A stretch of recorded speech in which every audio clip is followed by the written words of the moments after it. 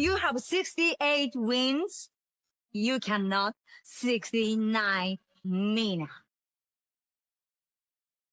Hey everyone, it is the center of attention, Brittany Brooks, and you are watching Simply Reliable Studios. Come on over, Simply. I'm being see, earlier I said something stupid to him, and now this is my receipt. Okay? Sabu's just sabotaging you. Yeah. He sure did. Hijacking. Yeah, he's taking over. Hijacking is a better word. You're right. Good luck. Shout out to Simply Reliable Studios making their Symphony debut, sponsoring this match and the entire Dragon Kai demonstration. Heyo, this is Jack Cartwheel. You are watching Simply Reliable Studios. Say his name and he appears. I believe in Noah. I believe in Datula. The Meltzer of the multiverse. Who the fuck wants to compare themselves to another? How much of a mark do you have to be? You couldn't even pick a professional athlete. You went with a fucking journalist? Grow up, man. We just want to say thank you to Simply Reliable Studios for voting us as Tag Team of the Year. Of course. Because you know what they say, right? If you can't swim, You're bound to drown. Tonight, she is sponsored by Simply Reliable Studios from Orlando, Florida. She is everybody's favorite BFF, Izzy Marino.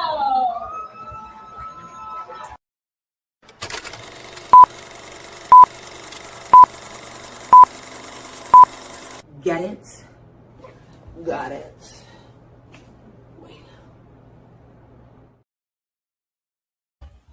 What is going on, everybody, and welcome to another watch-along presentation brought to you by the good folks here at the Simply Reliable Studios. It is I, the Renegade of Wrestling, JJ Williams, joined by Mr. Reliable Walter Cruz.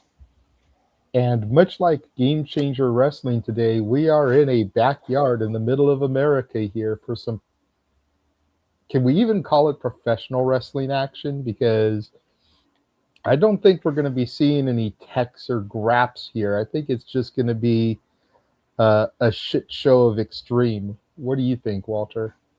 I think it's going to be adjacent to the shit I used to do back in the day. I think it's just going to be us, like the shit we grew up doing. We'll see. I've never tried to shit on backyard wrestling because obviously I did backyard. But we were always kind of like the anti-backyard wrestling, where we weren't the ones that were going out there doing a bunch of crazy spots and barbed wire and light tubes and shit. We actually wrestled. You know, we tried to do the shit that you saw on TV, and yeah, every now and again we'd break out a steel chair, or we'd put a piece of plywood between two tables to make a tape, you know, between two chairs to make a door, or we'd have a ladder match in the middle of the park. But like the stuff that people think of when they think of backyard wrestling, the stigma, we stayed away from. Yeah. So we were never that extreme, but it's definitely going to give me like flashbacks to, you know, 2000 to about 2010 when I was wrestling consistently. You know, I retired full-time when my daughter was born in 2009 and only wrestled part-time, you know, occasionally like, hey man, somebody no-showed. Is there any way you can like jump in? For like a couple years after that.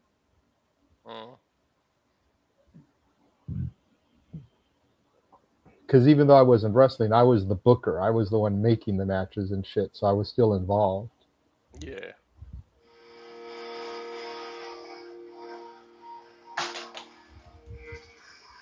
Right now we're starting off with a little retrospective of the Backyard series. We used to coin flip to see who would win. Well, see, we had storylines and everything. Like, it was fun. Yeah. We wouldn't do coin flips because you don't want belts moving and changing like every freaking month and shit. Yeah.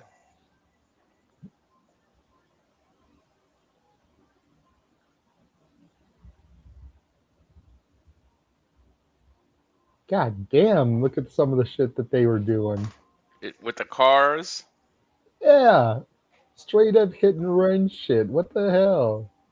And using Spears into a pool, bounce house. the trampoline and the tools. Bounce.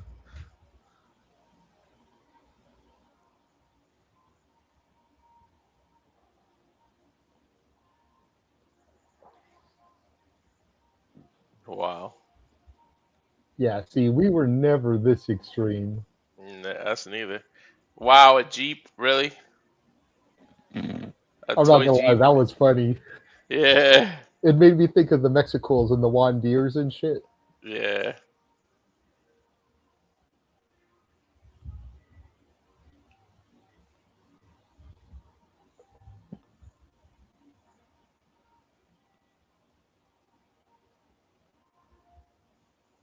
Where are the mattresses? We wrestled on mattresses. There we go. There's Manders. Hmm. I saw Marcus Mathers a couple times. There's Jimmy Lloyd. I think I saw Facade from Juggalo Championship Wrestling too. A ball pit, a pool full of balls.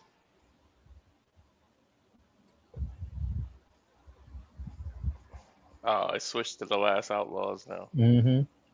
Shout out to Pop in the chat, throwing out our old Fed name, the LBWA, Long Beach Wrestling Alliance. That's what I should have worn today. I should have worn my old LBWA t-shirt because I've actually got one with our logo and everything. Mm. But it's too damn hot, man. It was almost 90 degrees up here by like 10 o'clock in the morning. I was like, shoot, I am getting on here in a sleeveless t-shirt, cut up. Like, it is too damn hot. It's super hot. And now they're setting off leftover fireworks for the pyros, the opening pyros. That's awesome. Low budget. There's a big pool. You know damn well they were like, hold on, let's save these for tomorrow's show, man. We got to have some pyros.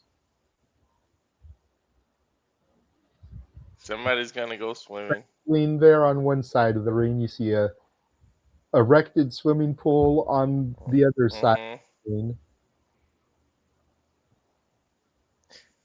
The guy who lit the firework before the camera came on looks like a skinny Slade. Mm-hmm. And look at the burn marks already on the wrestling mat from the fireworks and shit.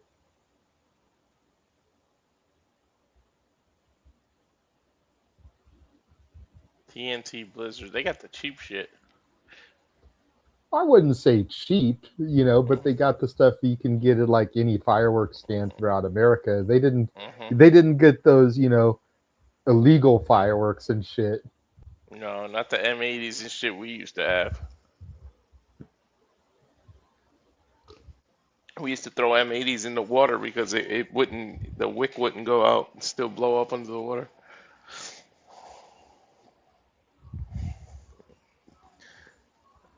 Wonder what neighborhood this is.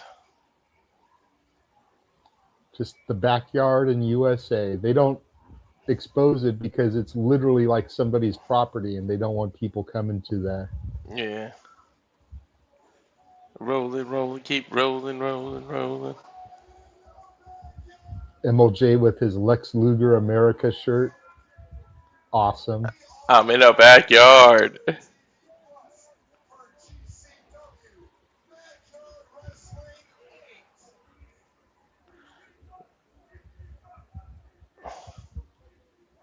Now, like, they only announced 4 matches for this show. GCW is known for doing between 6 and 8 matches. They're gonna do that cluster that the all the unknown people come out first. Well, I was just gonna say, like, there's gonna be a lot of matches probably here that we have no knowledge of what the hell's going on, and people are gonna be using old gimmicks and made up gimmicks. Like, we may not even. Well, okay, so we know Flying Ryan, Junie Underwood, Buster in the Brain. Okay. on a golf cart. These guys are signed talents to a major company in AEW making mad money, and they're willing to do shit like that. You gotta love them.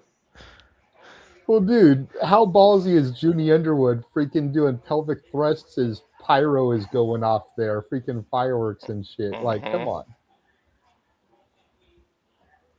Weren't they just opponents last night? Yes, Yeah. but that's the great thing about professional wrestling. Is that Scarlett in the ring to referee in that short dress and freaking It like looks polka like dot it. thigh-high socks? And she's got the sunflower. She's like a Beetlejuice when he turns into that snake. For real. That is Scarlet, I think. I love how Jordan Oliver went through the trampoline. Like, he got to the ring on the trampoline.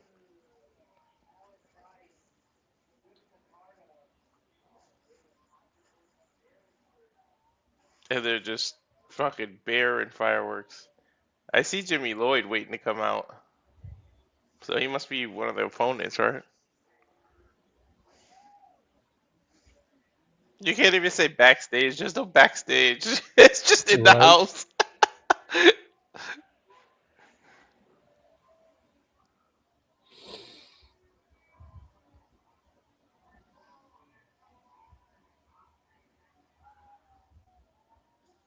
Well, there's that Leeds Lewis dude that impressed the hell out of us yesterday with the Mhm. soccer jersey on. And that's Lloyd. What the hell's his name? Logan, whatever. And I think Used that's him the in. sturdy dude from yesterday also. Yeah.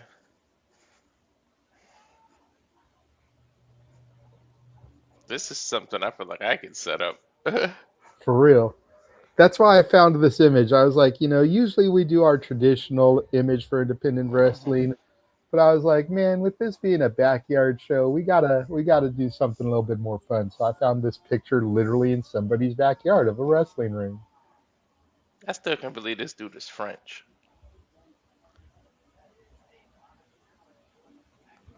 Sportsmanship, giving all the opposition shots of water because it's hot out there. Yeah, you don't want anybody passing out. Hell nah. I feel like that football's gonna come into play.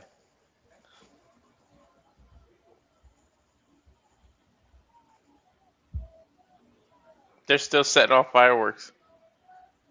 Backyard wrestling.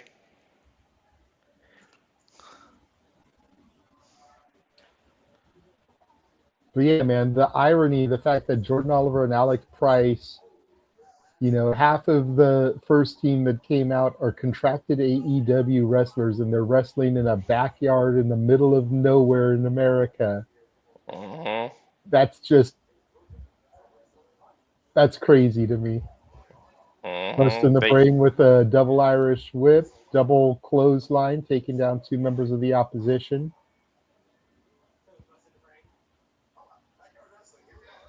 Double team to Leeds Lewis. Hip toss clothesline there, combination from busting the brain. I love their believe double this is teams. 30. Springboard clothesline from Oliver. And you gotta love how they're not wearing their traditional gear either. Like they're wearing like backyard wrestling clothes.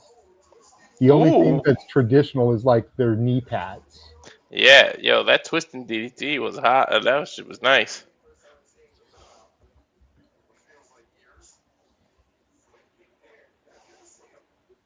It's a good sized backyard though, whoever's property that is. That's why I say it's like middle America. I know it's on the eastern border because I see Reed Harris Cooper there. And he's like a New York, New Jersey guy. Usually in the GCW podcast chat room. So shout out to Reed if he goes back and he sees this. Got to meet him during the collective in Vegas because he was hanging out with John, the host of the GCW podcast, a little bit. There are some huge yards in Connecticut, and I think their next show is Hartford. Maybe they went to Connecticut already. Maybe. But it would be kind of weird to be in Connecticut today, then be back in Connecticut next weekend, you know? Yeah. Flying Ryan bounces off the ropes. Nice suicide dive tope over the top there. I like how there's no curtains at night. You could just straight up see underneath the ring. That's backyard for you. Uh-huh. I do see doors, though. Scarlett Nice looking. superplex. I didn't think Scarlett could look sexier. Into She a kind of looked like jackhammer. a sexy fucking Beetlejuice there. 1, 2. Pin break up there by Alec Price. She got the sun hat blocking the sun.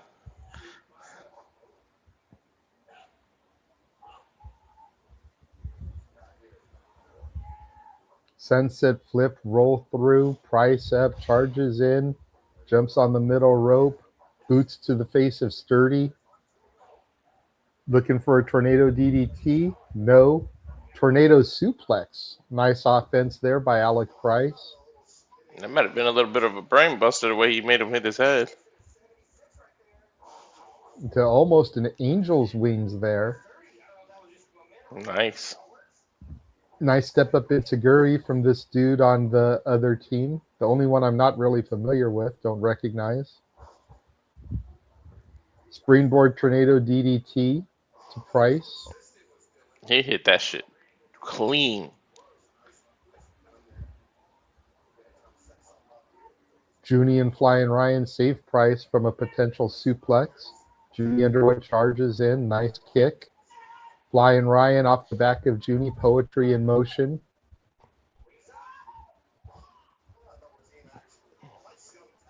Underwood and Flying Ryan looking for a doomsday device now? No, Canadian Destroyer off of his shoulders. Holy shit. 2, kick. Oh, Leeds Lewis breaks it up.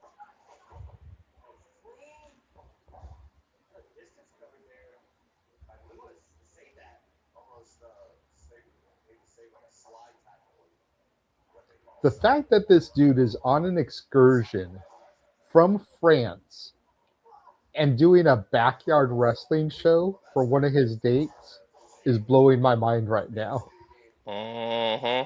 His first date in America was a ballpark at Coney Island on the 4th of July, and his second date is a backyard in the middle of America.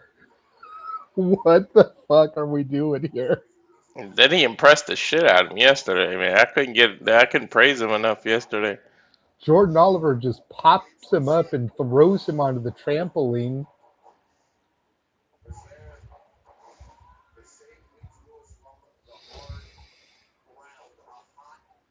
Well, they're lucky because that trampoline, it saved them from hitting the ground, right? Theoretically speaking. Code breaker into a German suplex there by Busta in the Brain. Nice spear there from Sturdy, taking out both members. I love busting the brains, freaking double teams, man. What's Leeds Lewis going to do there? Springboard from the trampoline to the top rope, executes a destroyer onto Junie Underwood. Then that's after a little bit of a slip. Yeah, I was going to say a little bit of a hiccup there, but he still executed the move cleanly.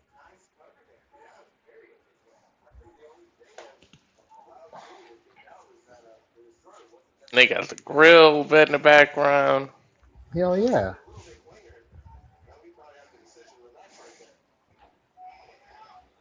So was this show free? Because they can't sell tickets at somebody's house. It had to be all invites of friends, right? Yeah, it's invite only. Uh, If you lived in the area, then you were supposed to like email or message, and then it was like a lottery to see who got chosen. So like, dude, if they ever do one in SoCal, I'm definitely going to try and go to that shit.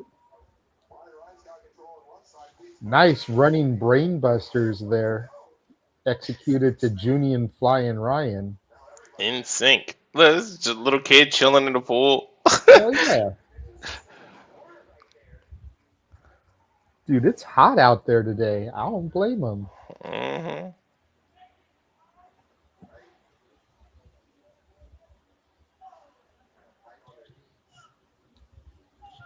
It's like, look, just give us a heads up if you're going to use the pool for a spot, and we'll pull the kid out. Mm-hmm.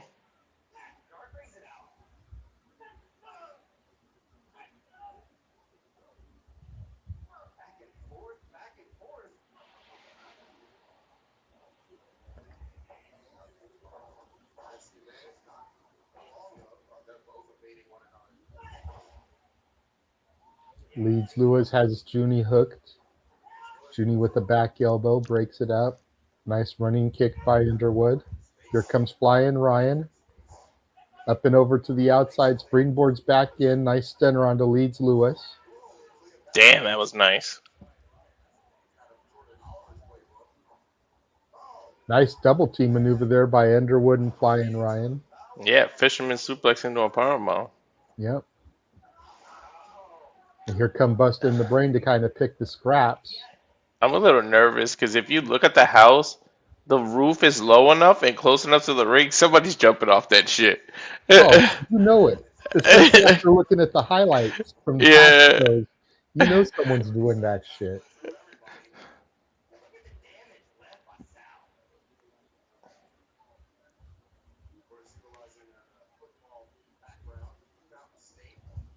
Or even that little like shed area there where like the grills and shit are. Mm-hmm. Off of that roof, bounce on the trampoline, off of the ropes, execute something. Why do we sound like that old Larry Bird and Michael Jordan Gatorade commercial? Off the Right? roof, down the nothing but Nothing that. but that. Ooh, a Junie package Underwood powerbomb. with a well-timed breakup there on the pin attempt for Flying Ryan.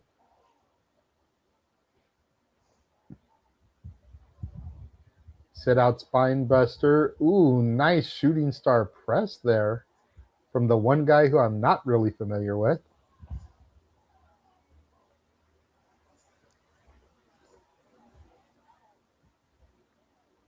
Sturdy throws Oliver over the top rope. Here comes Leeds Lewis. Nice little hand spring into a kick.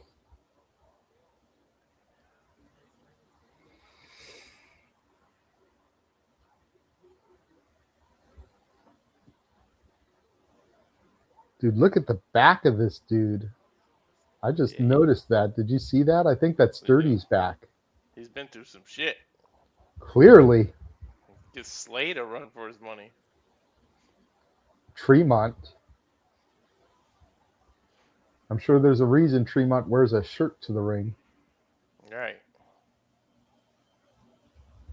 It's like, I want to scare the kids. Mm-hmm. The pus bubbles enough. They're balancing the door between the ropes.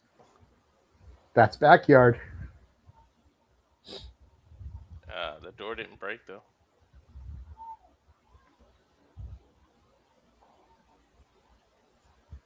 Oliver in with Leeds Lewis now, and we got a big ol' scramble scrum. Dude, look at the way Jordan Oliver is overselling the shit on that trampoline. Mm-hmm. That was great. Yeah, he's hilarious. I don't think That was some Shawn Michaels selling Hulk Hogan shit there. Right? They're gonna redo this spot to break the table. Still only got a 2 count.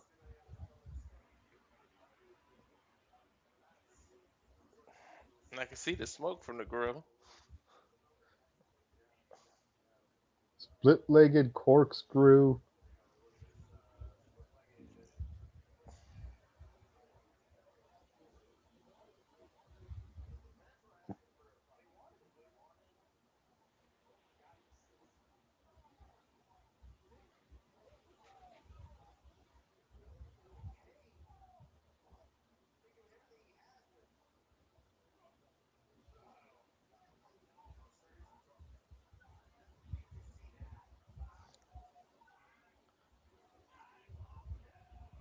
Fuck you!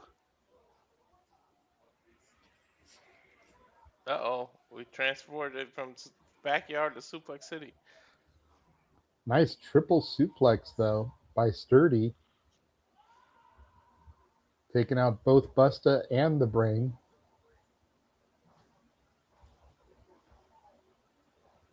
It's a genius, the other's insane. Jordan Oliver with the rising knee strike. Feeds sturdy to Junie Underwood. Flying Ryan off the top with the swanton bomb. Hook of the leg. There's one. There is two and three. You knew the team with Bust in the Brain was going to win, but shout out to them for letting Flying Ryan get the pinfall. Right, right.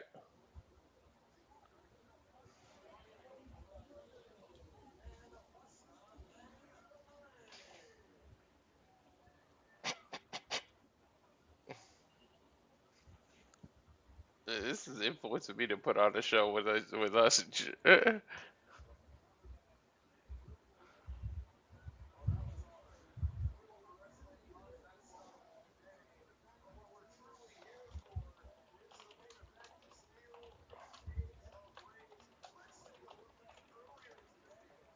Did they say Steel Cage of Rage? How are they gonna do that?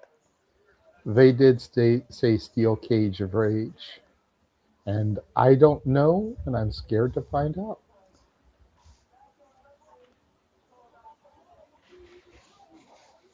Backyard wrestling is about family and friends, Jordan said.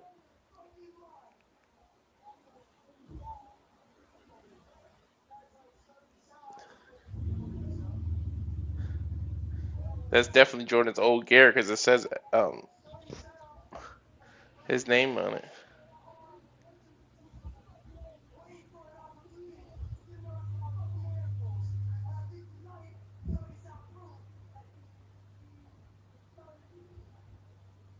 Jordan putting his opponent over. Yeah.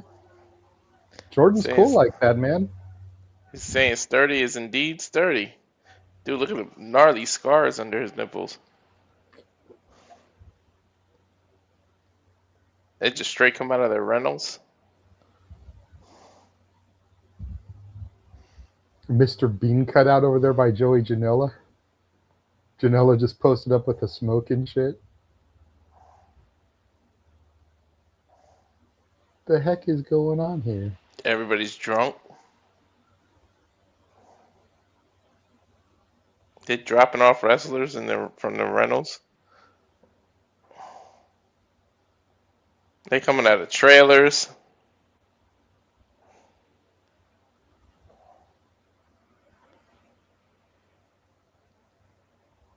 This is earlier today. Fuck you, man.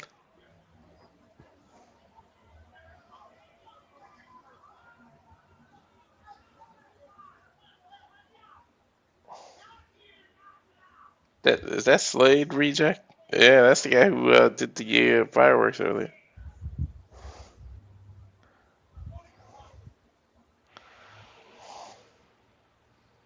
They're literally in their in trailers. Right.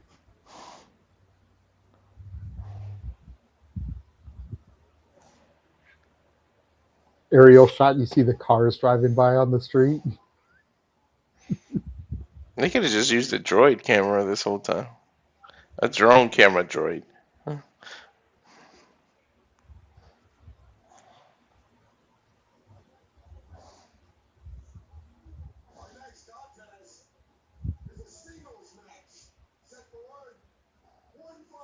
One fall.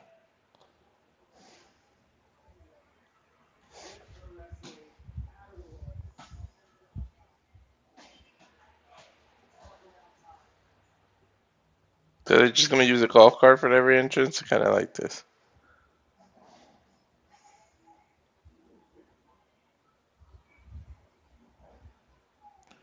He's telling them to back up. He wants to get through it.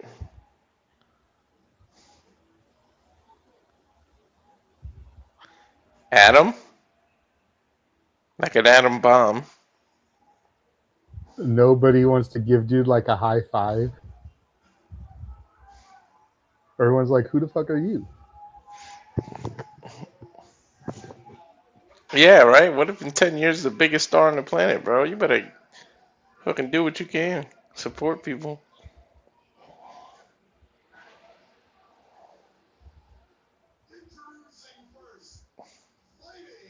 Why is his opponent in flip-flops?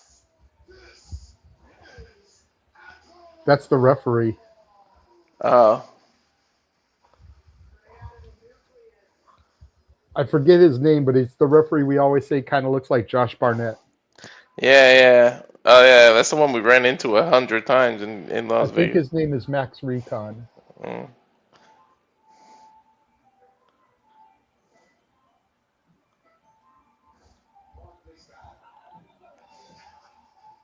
KJ Orso. Better not wear a robe in this hot ass shit. Cage. Oh, his old name. Mm-hmm.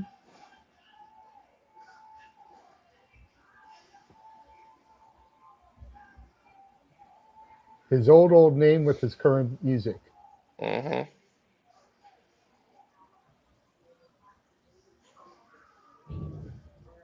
My toxic trait is being so what?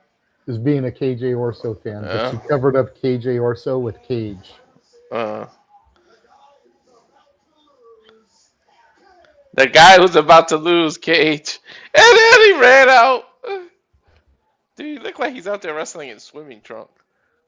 They probably are, bro. The fans should be like wetting them with water guns as they come out. Might as well. Super soakers and shit.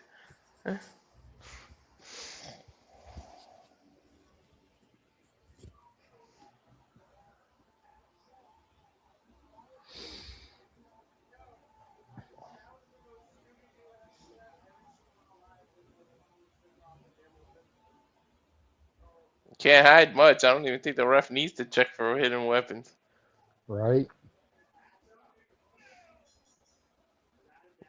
Who the fuck is Adam? Don't know. That's what KJ's asking is who the fuck is this guy? All I know is if your move's not a power bomb so that you can name it Atom Bomb, what the fuck are you doing?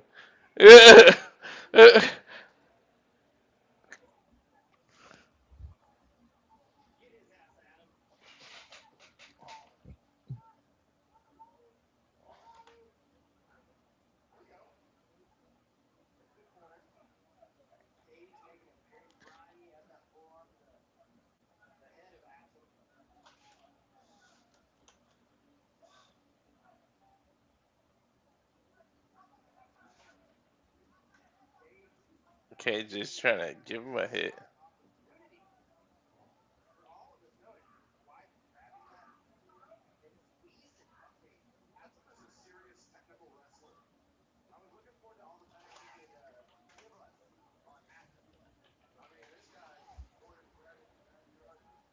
Couldn't give you one single fact about Adam. Nope. Same. His name is Adam. That's all I can tell you about Adam. Mm-hmm. Yeah, I already started thinking of Puzz. Like I'm Nice telling side you. headlock there on the Cage. Has control in the early going. I can tell you that much. True.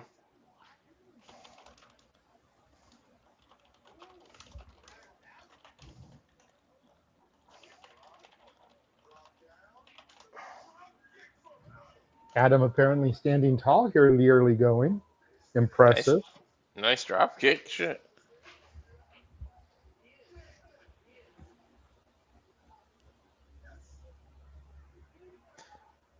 Bullshit, KJ says.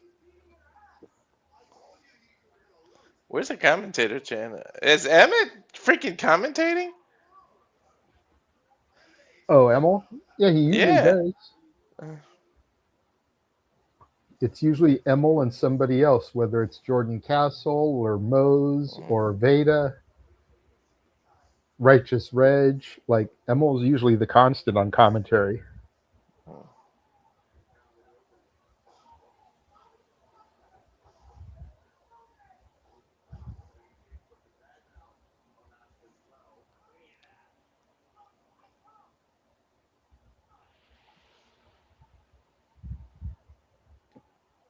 Ooh, look at that stretch. I was going to say, nice stretch there from Cage.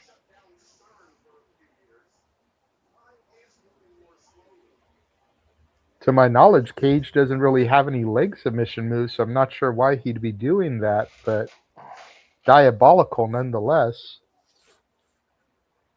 He's spit in the cage. Make a wish.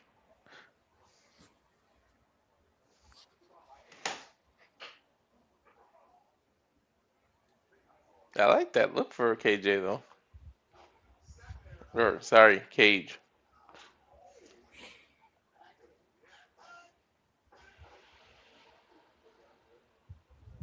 Hey, Cage is an AEW Tag Team Champion, and this Cage got released from AEW. So Mm-hmm.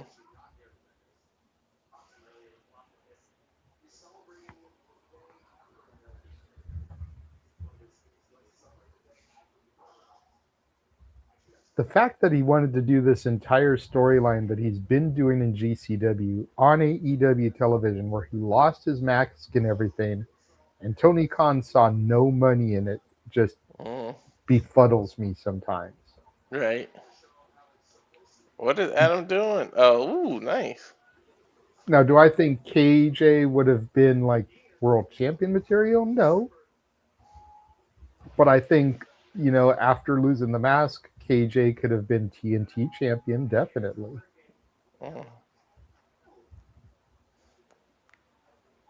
Adam climbing up to the top rope, Cage intercepts, flips him down to the mat. Nope.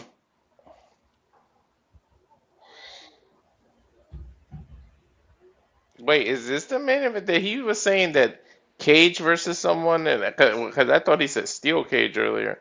Oh no, there is a steel cage match. Okay. What the fuck do you do? I guess they're gonna take an intermission to build a cage around the ring, right? Probably. Traditionally, when they have a cage match, that's the first match they do. They start with it already set up. Nice Hurricane Rana from Adam to Cage off the top there. Mm-hmm. Scott Steiner-esque. The Frankenstein art room. Hook the leg off the clothesline, gets a 2 count on Cage. Dude, that was a hell of a discus clothesline. He's trying to rattle his cage. But I gotta get one. I gotta get one in there. Damn it, Walter.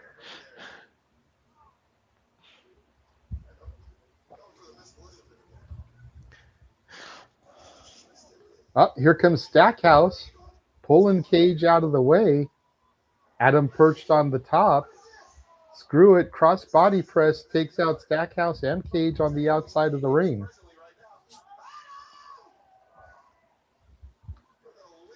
That's just straight ground too. You know that hurts. Mm-hmm. I mean, there's a little bit of like sawdust there. Try to soften it. You got the one thin mat. Probably like somebody's doormat, you know what I mean? To wipe your feet. Mm-hmm. True.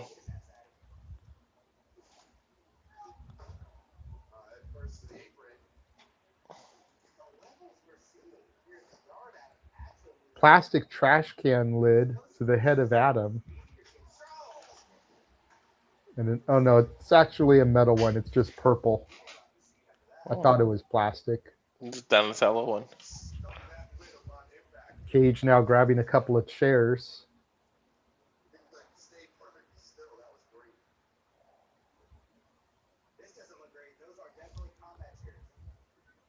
GCW spray painted on the inside of that trash can lid. There's something written on that chair too. Ow. Across Adam's back. Cage getting another door.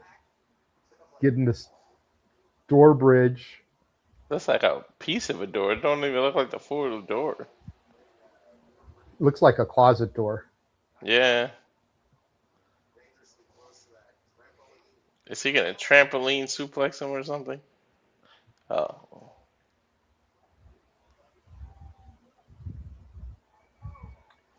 Cage setting him up, but Adam keeps countering.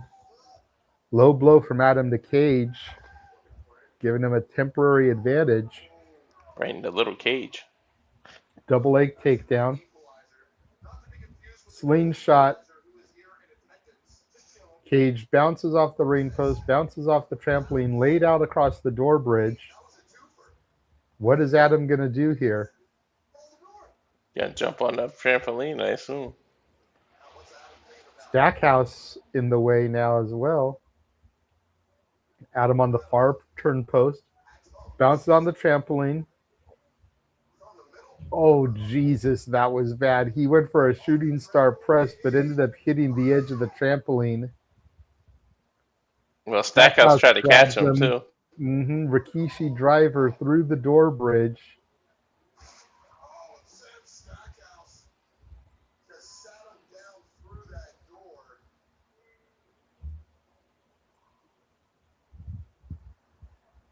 Folks, this is why they say don't try this stuff at home. Mm-hmm. Notice they're not showing a replay because they don't want to show him hitting that freaking trampoline. Character assassination from Cage. Academic at this point. There's 2 and 3. Mm. Those are your future tag team champions. I said it.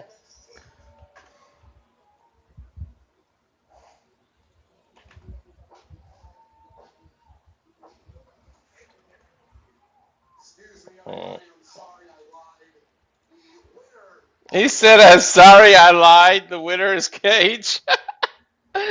See, there should be no hatred between Emil and Cage. Because Cage is a different gimmick. I know, right? It should strictly be between KJ Orso and Emil. Exactly.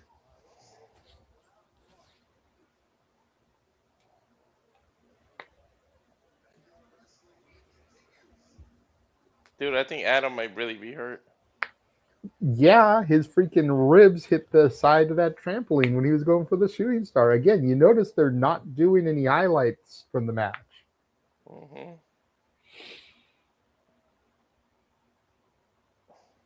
He jumped off of that ring post, bounced once, bounced twice, went for the shooting star, and his ribs and his midsection landed right on the edge of that trampoline. I think he had to be closer. Stackhouse had to be closer to catch him. I think they were just too far from one another. Highlighting Backyard Wrestling 6. Mm-hmm.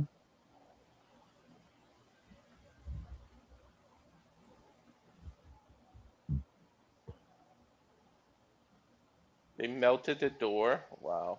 It's Violent J.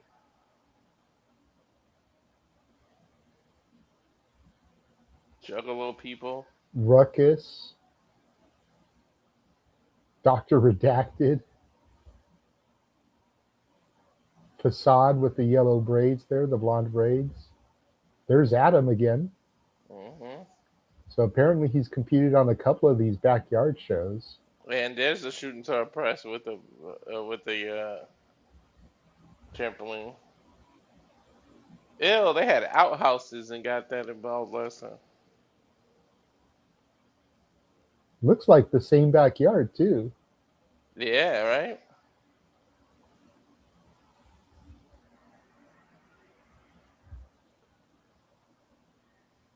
Watch us fuck around and find out this is like Brett's house or some shit. Yeah.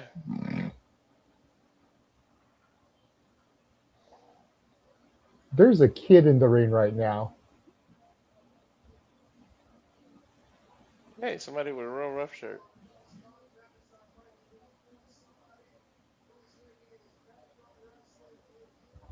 Backyard Wrestling debut. I thought he was going to special guest announce.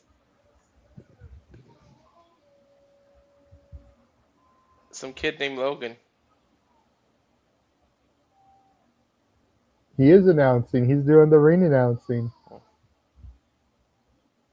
He's giving them a chance to do the one fall and nobody did it.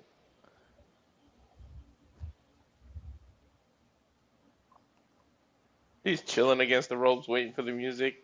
Hell yeah. Bumping to it too.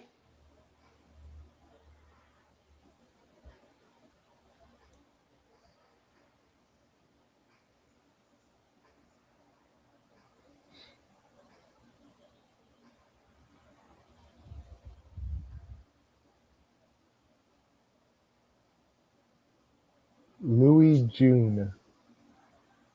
I thought that said GUM. Oh, it is. CUM? Is that what that says? Cum on his shirt? I'm assuming it has to stand for something. Yes, he does Probably. have a dildo on the end of a driller.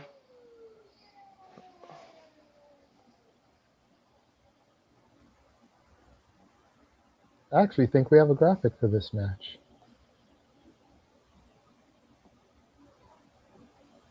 There is no steps to get into this ring.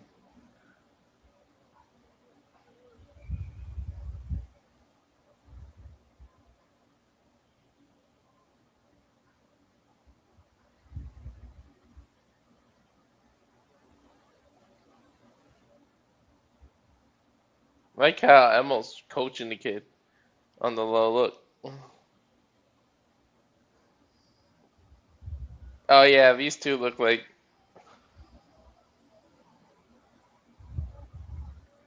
It's the first match we actually have a graphic for.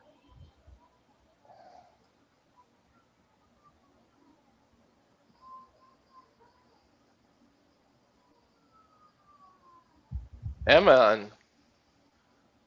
Yeah, Jimmy Lloyd. Yeah, I almost said his other name. I was going to say, if you look at the graphic for it, it almost looks like Tommy Shire, Yeah. but apparently it's Jimmy Lloyd, so.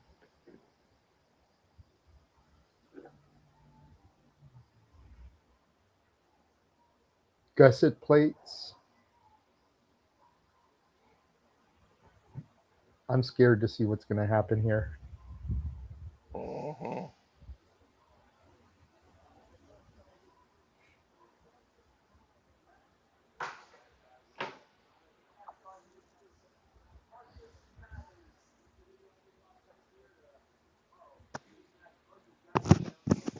I wonder how much it costs to sponsor a GCW.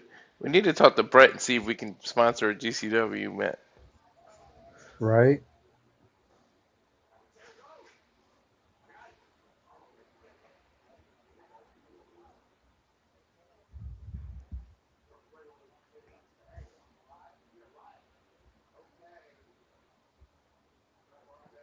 I should put that out in the universe.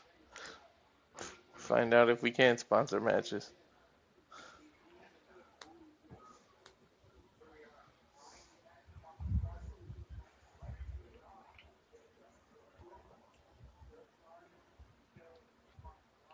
This is just blunt force violence here.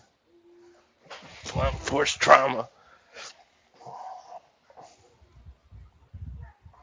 Emanon just beating lowlife Louie with the baseball bat with thumbtacks. And then you see the thumbtacks go flying,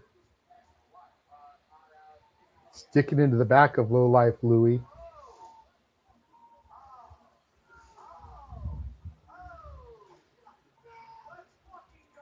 Let's fucking go.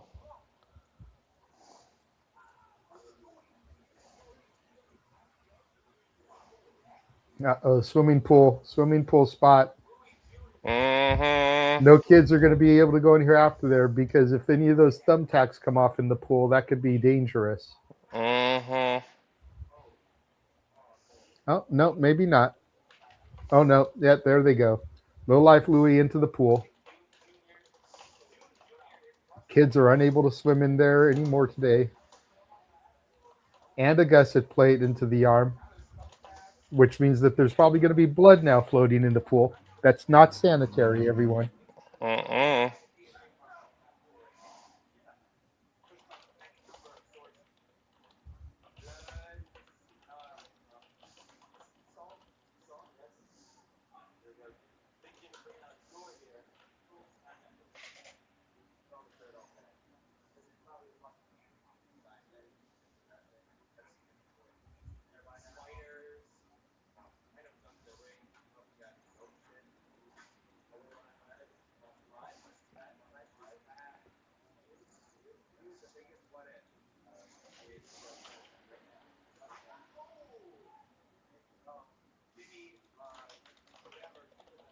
Oh, they called him Jimmy Lloyd instead of his current gimmick in Backyard, and then said whatever.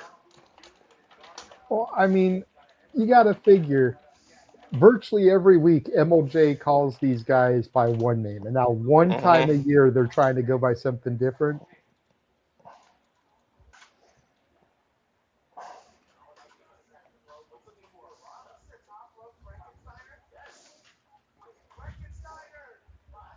Power bomb from Lowlife Louie to Jimmy Lloyd, Emanon. Through the door bridge, hooks the leg. There's one. There's two. Kick out. You can see Jordan Oliver and Junie Underwood in the backdrop there. Bottles of water and shit, just watching and chilling. Yeah, well, there's no backstage arena to go to right now. They're like, hold up, when's the hot dog then? I was told I was getting a hot dog and a handshake. I already got the handshake. Where's the hot dog? The thumbtacks in his back, in the back of this guy. From that baseball bat.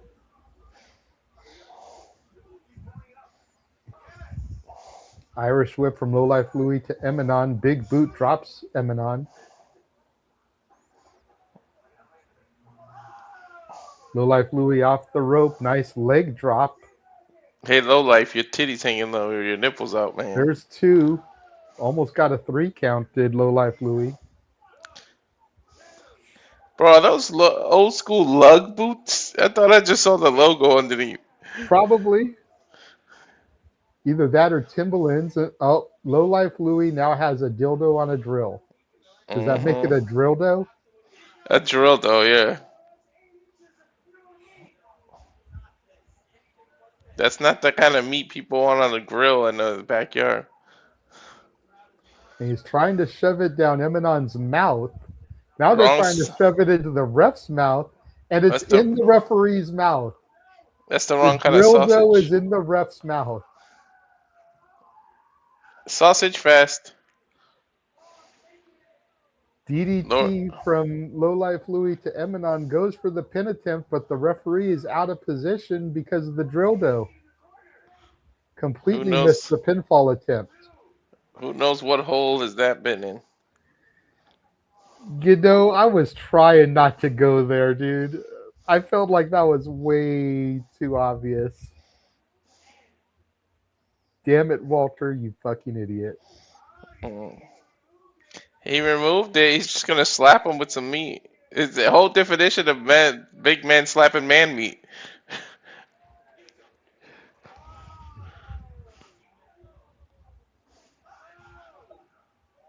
Emanon tried to shove it up Lowlife Louie's butt, then shoved it down his mouth. That's a shitty situation. God damn it.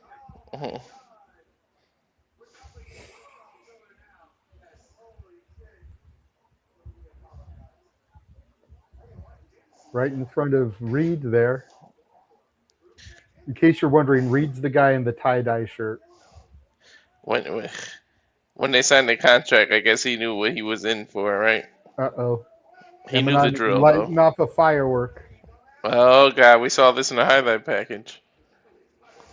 Pointing it at Lowlife Louie as it begins to fire off. Using the pyros to burn him. He had to walk closer to it. Got to be careful for the referee there. Is that an exploding dildo now?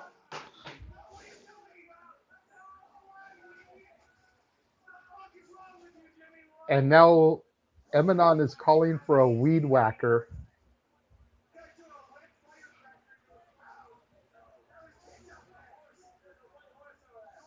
Steel chair to Lowlife Louie. Pinfall. 1, 2, 3. That is it. Well, thankfully, this is over now, and the pyro is still going off. He got his weed whacked, so shit. He should have lost. This is crazy. Yeah, like I'm cool with a bunch of shit, but like that was a little extra, even for me. Extra meat. Even for me, that was extra. I was like, wow, okay. Well, Nick, no bleeding assholes, but there was dildos in the assholes. I know, right? Nick missed it.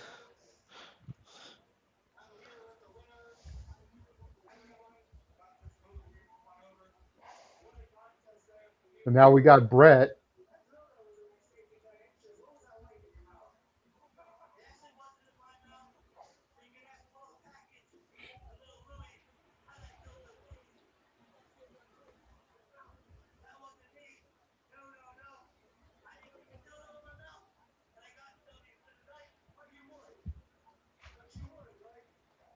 Brett asked him if he would.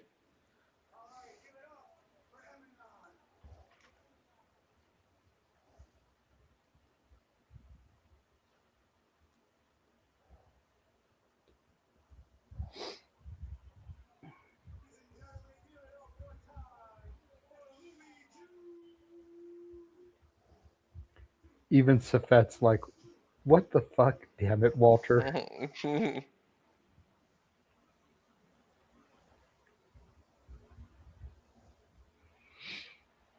I just put in our group chat what Nick missed. I'm waiting to see his reaction. No, there was cocaine in the backyard last year. Did that bring out the DEA?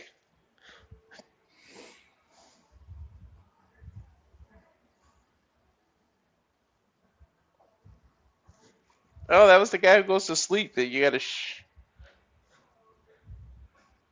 There's cocaine. Yep, I saw this show last year. We did a watch along of it. You can go to the archives and check out our watch along from Backyard Wrestling 7 last year.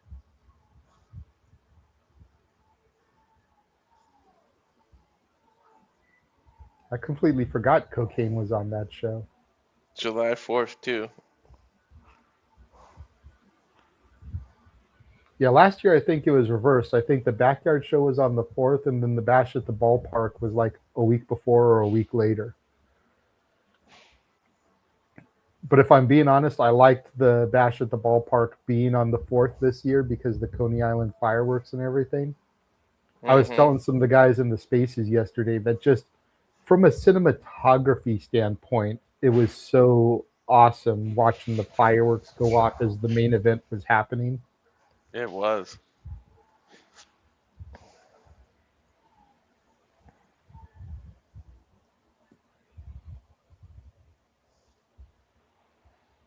Clean the ring! Clean the ring! Right? And like I said, at this point, you may as well just sweep that right into the pool because you've already had Homeboy bleeding in the pool and his thumbtacks probably coming off in the pool. So just sweep it in the pool and don't even bother using it the rest of the day. Mm-hmm.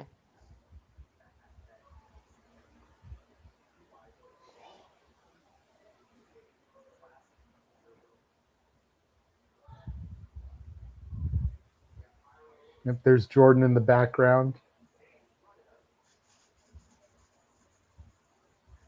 Junie Underwood, female fan of some sort, Anakin Murphy coming out. You mean Acreum? Acreum. Well, again, this is a match that we didn't know anything about, so I didn't know if he had a different gimmick or whatnot. Are those? Oh, I thought those were Sponge. It's Garfield on his shorts. All right, I like this dude now.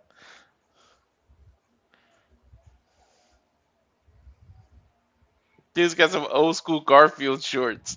Is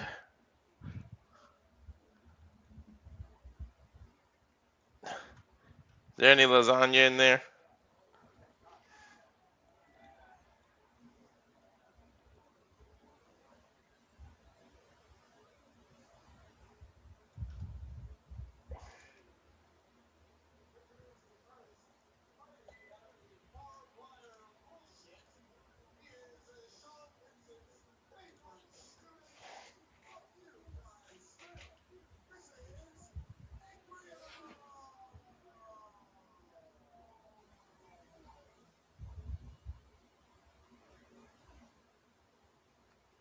Yeah, I still don't really know what to think about Anakin Murphy, you know?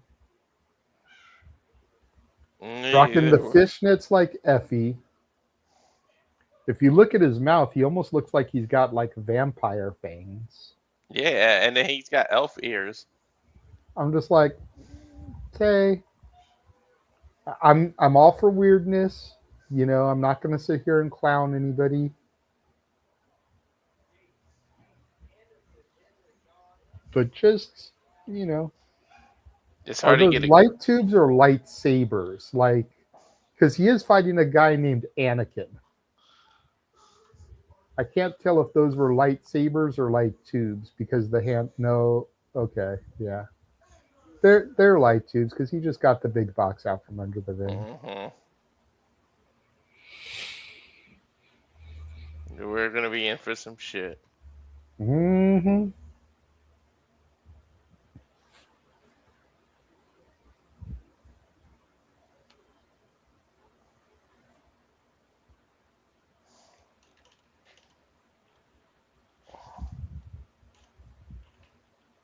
JB Anderson sounds familiar to me. Why do I know his name? I don't know.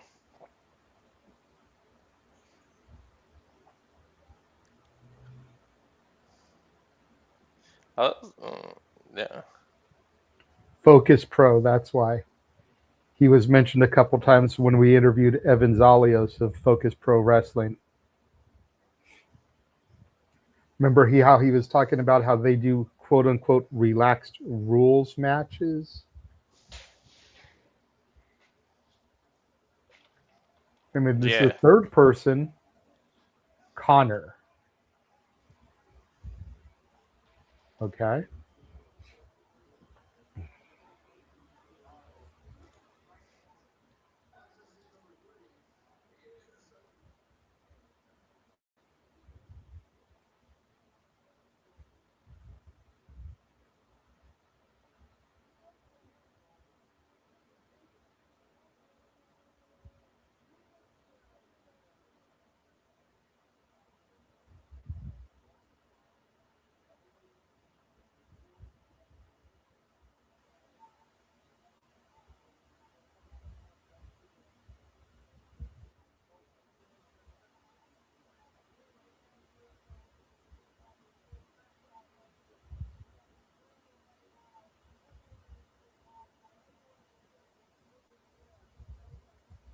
Who this guy is. I might have missed the tag because I was looking at something else.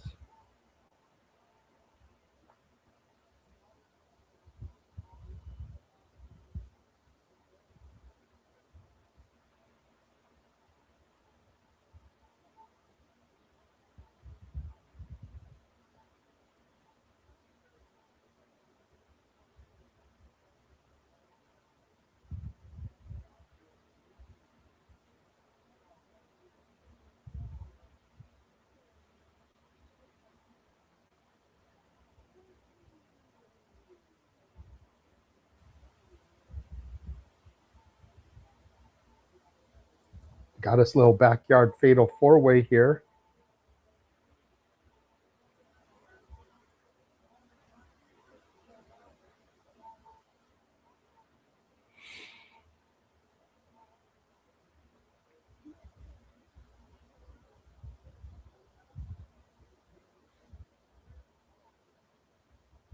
No, they're looking at the entranceway. We're getting more people here.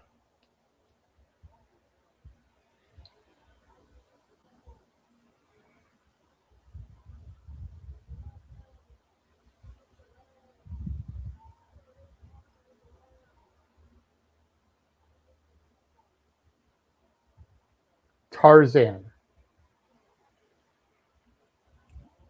came riding in on a motorcycle.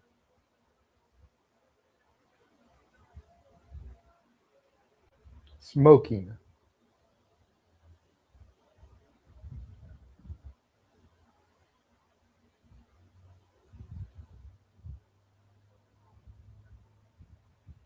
Wonder if he got his supply from Cal Fire Farms. I wish. Emo should soon. Right?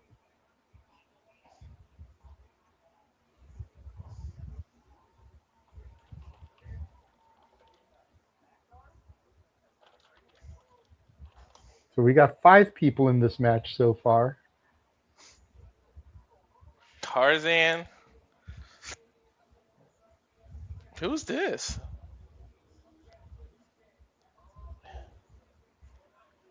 Veggie. VG?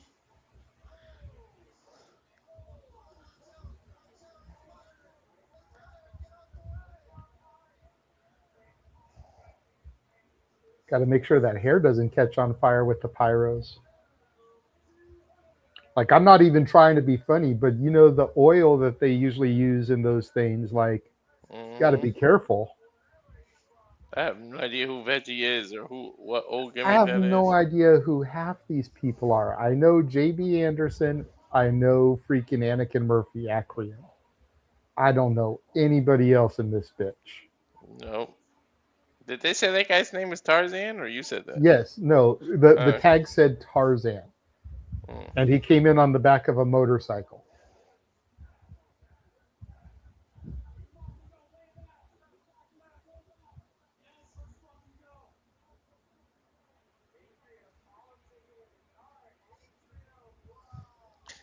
Did he just ask for another opponent to come out?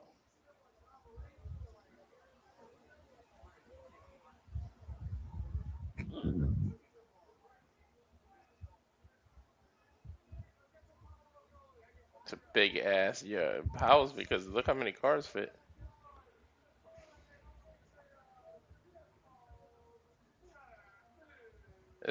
Slade.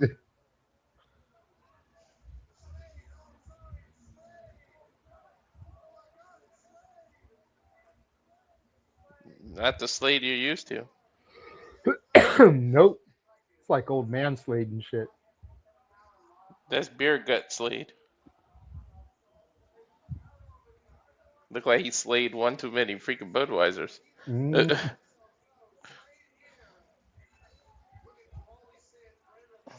Kind of looks like Detective Stabler.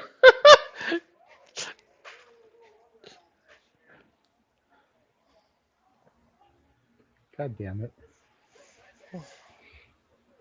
I am so beyond, like, what the hell am I going to do with this matchup at this point? Mm-hmm.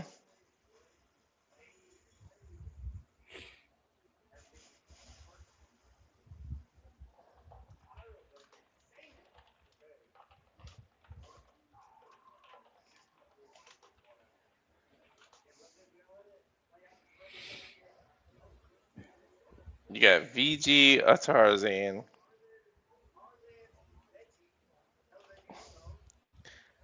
Veggie, Tarzan. What is Atticus JB Murphy's name in Anderson, this? Connor, Acronym, Slade. Acronym.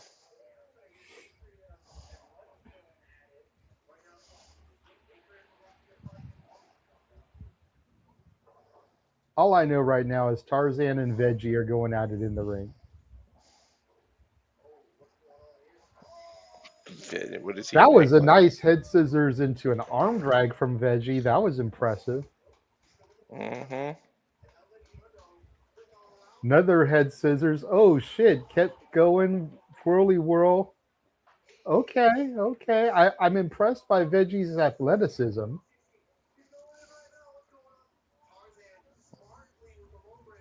And Tarzan just drags him over the ropes. Me Tarzan, you Veggie. I win, you lose.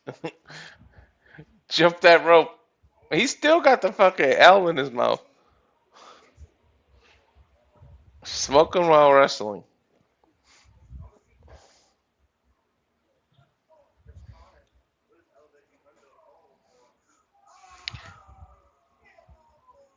Yo, gave him a destroyer from the inside the ring to the outside. Mm-hmm. In the freaking hard ground. And he caught him like by the ankles, like at the very last second. Look at Veggie impressive. You see, he's always somebody impressive. Mm-hmm. Yesterday was that Lewis guy.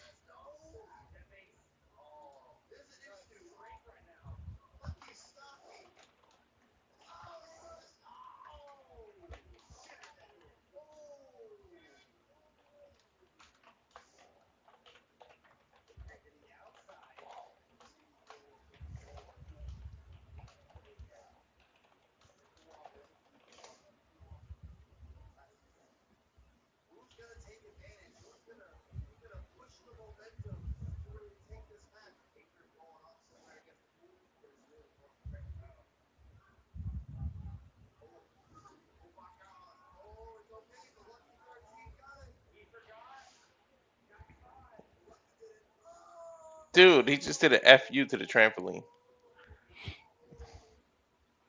Like he lifted the trampoline up and gave it an FU?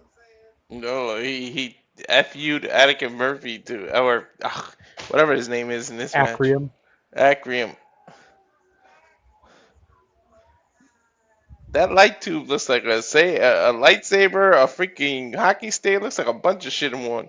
Mm-hmm.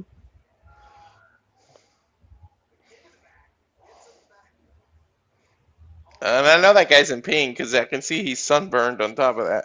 Getting hit with this in the back.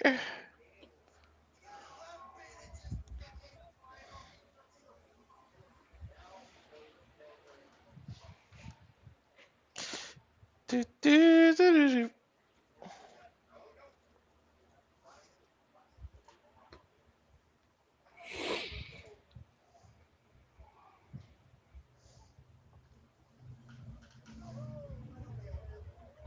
No, The he's box of light tubes just over the head. that's just crazy.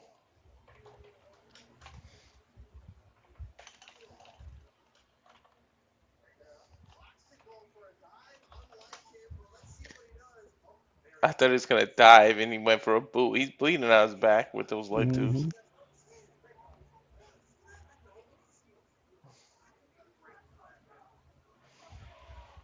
Is he bleeding on the back from the light tubes, or is he bleeding from that stick shot? Because if he was blistered enough from the sunburn, he could have just been like popping blisters and shit. Right.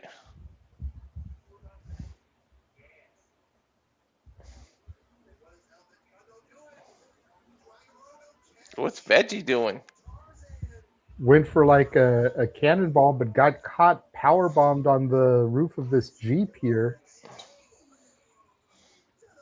Flipped up and over by Tarzan, face first on the hood of the Jeep. That's not nice, Tarzan.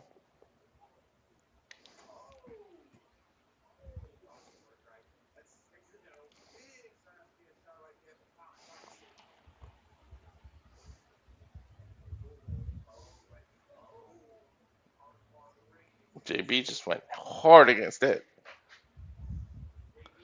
Ring post.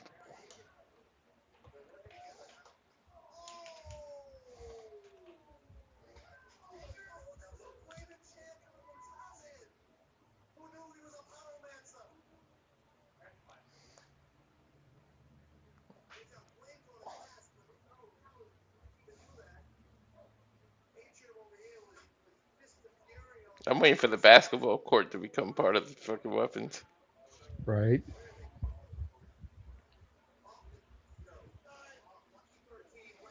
There's a media truck, and they're jumping off of it. Well, it's probably the production truck for Triller. And he moonsault right off of it.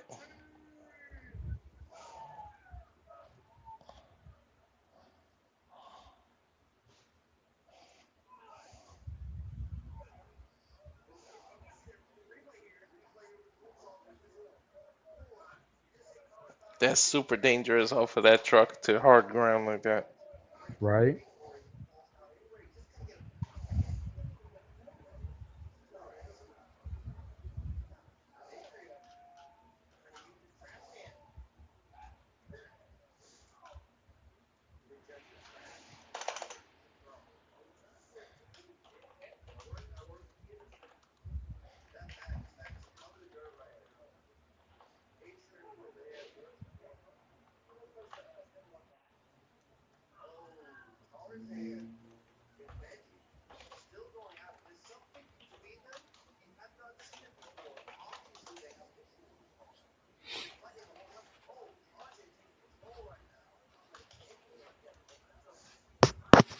What the hell is Tarzan doing? Getting on his shoulders and lighting the doobie again.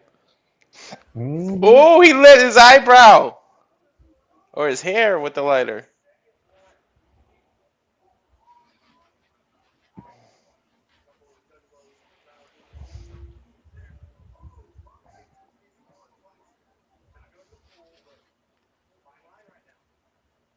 And somebody's got the tractor. I think that's JB? No, it's just one of the fans.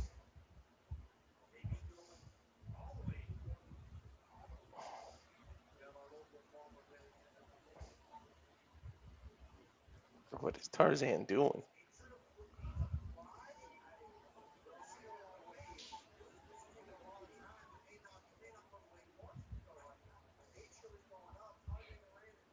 What the hell is gonna happen off this forklift?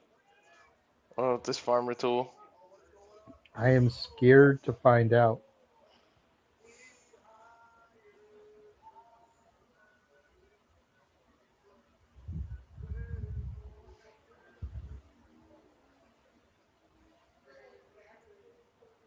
Everybody's up too. Crossbody.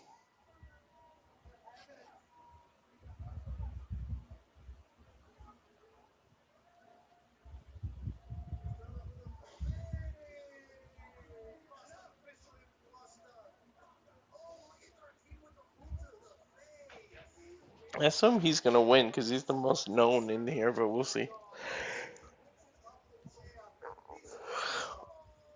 Oh my god! They Michinoku driver him and the chair was facing up. Lucky 13 is climbing the ropes. And then he stomped his head through the chair. Bye, Adrian. Tombstone on the chair now.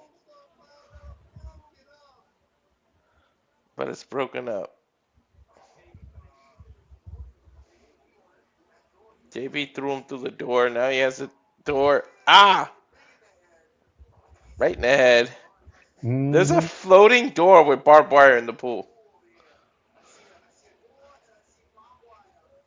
I'm scared. Mama. Mama.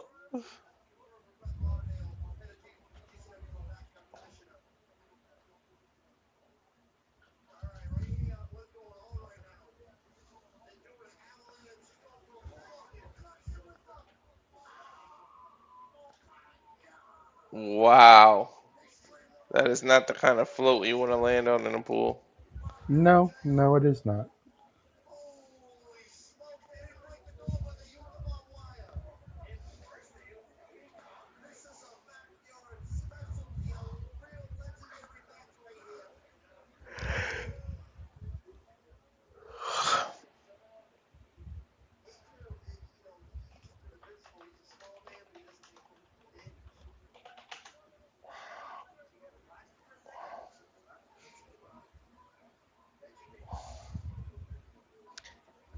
You're supposed to eat your veggies, not play with your food. What are you guys doing?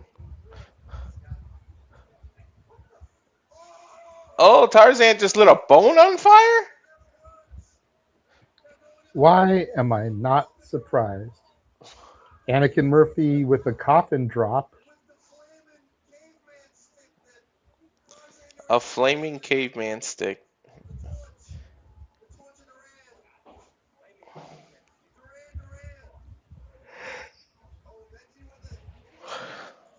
Veggie hit a That's the 619. yawning, dude. Why is you're catching it? Hell yeah, that shit's contagious, bro. Stop yawning. Veggie! Oh shit! Tarzan 2 rolled it back counter. over. What is that? A Michinoku driver of sorts.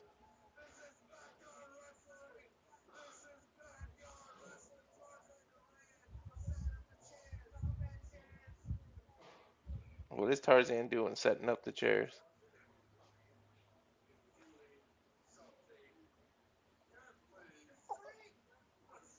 Stalling suplex and then drops him on his chair. It's over. 1, 2, 3. Damn.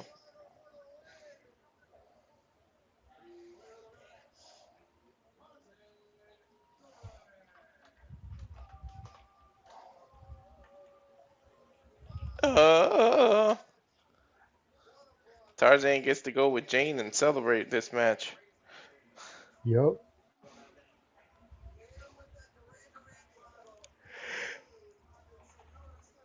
I can't open. Oof. Like, I know yesterday was a long day for the both of us. I was actually surprised we got shenanigans done in 2 hours. I went through hell last night. I couldn't even sleep either. I woke up in the middle of the night too, but I went right back to sleep. I just needed to go pee. Got up, went to the bathroom, came right back, went to bed. What are we watching? Well, I think this is the North Korean assassin.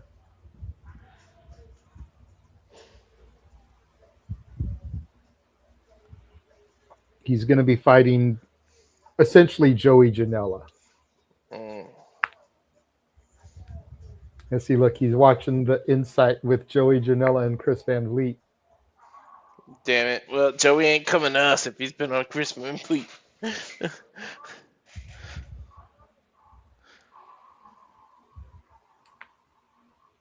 That's like a badass Halloween mask. Jumping Joey versus The North Korean assassin.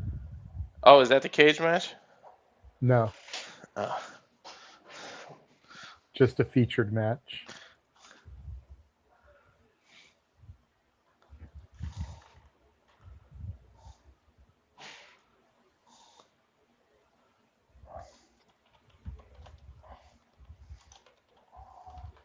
We still have Mr. J versus Little Skittle, which that's the steel cage of rage match, and JJ Allin versus Crazy Mike.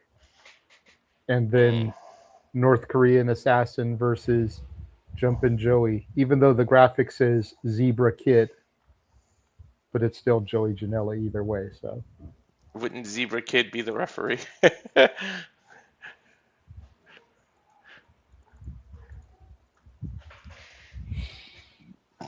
This looks like this is taking place at a house, not in the backyard.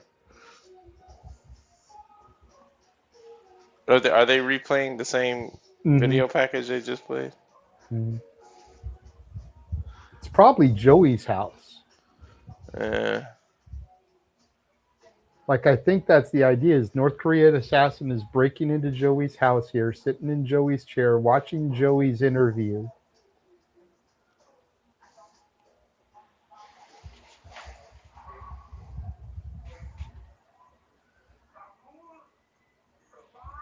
Question is, who is the North Korean assassin? I have no idea. Height and build almost looks like Otis Koger. That image almost looks like Takeda. You know? Masashi Takeda or whatever his name is. It might be Takeda. Wait, the one who won the tournament? Yeah. Yeah.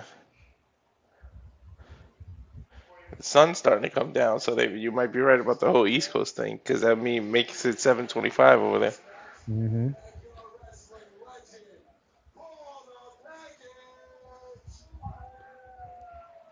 Paul the package.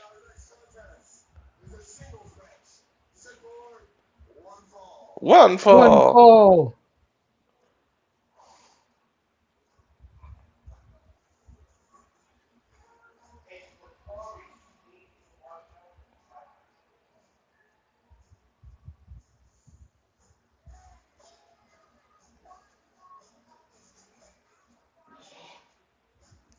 Jumping Joey. Coming with a cigarette in his mouth. Can't even see because of the mini fireworks.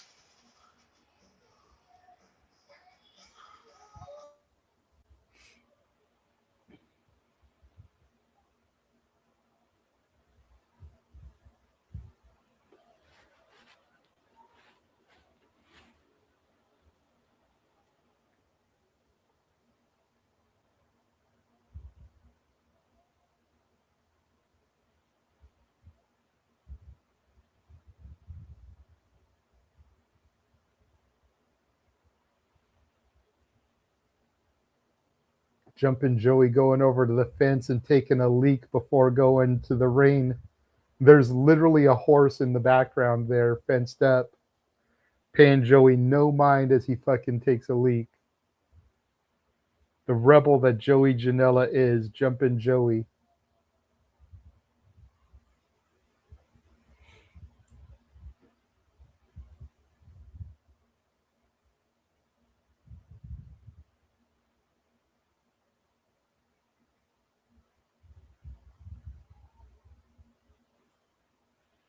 See, if I were to do something like this, I'll wait for Walter to come back.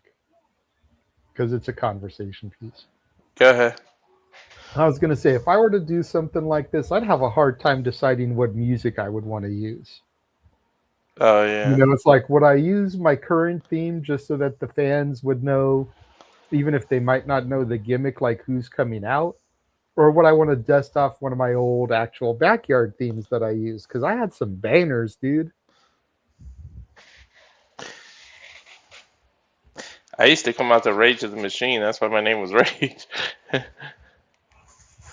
I used Ja Rule back in the day. I used Redman back in the day.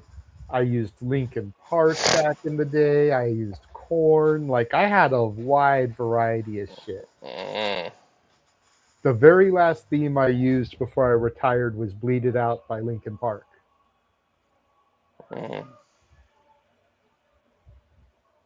Is the mask supposed to be Kim Jong-un? Mm-hmm. The North Korean assassin. Mm-hmm.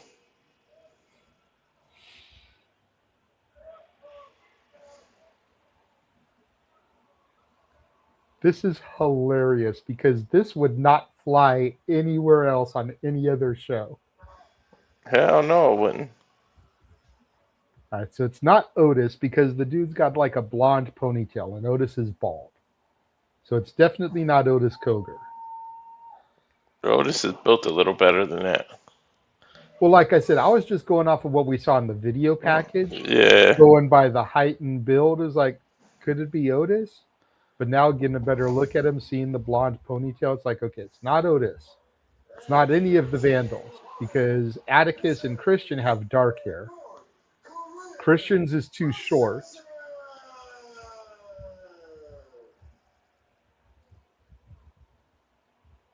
Okay, it's this dude in the face paint that we've been seeing throughout the night.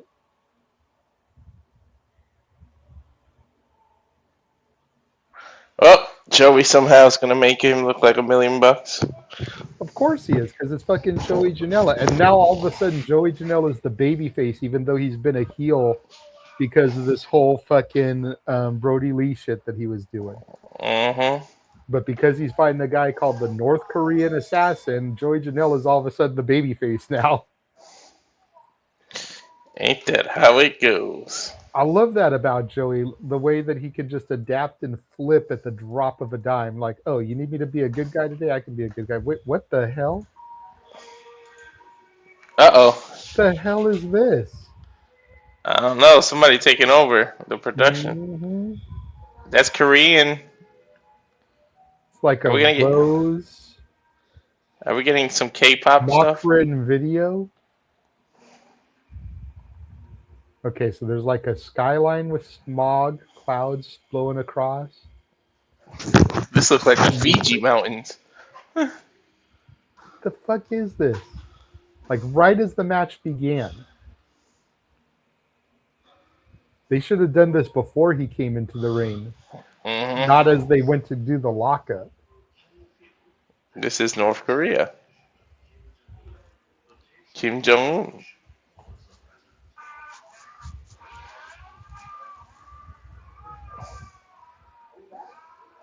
You heard North Korean assassin, Charles. And go back and he's already bleeding. Little propaganda video.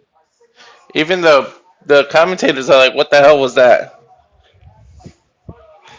Like I said, it would have made sense to play before he came to the ring or as he was coming to the ring for like his introduction, you know, like a Titantron. Mm-hmm. But it didn't make sense for it to hit when they'd started the match. Joey with a barbed wire door set up outside the ring. Throws the North Korean assassin into it.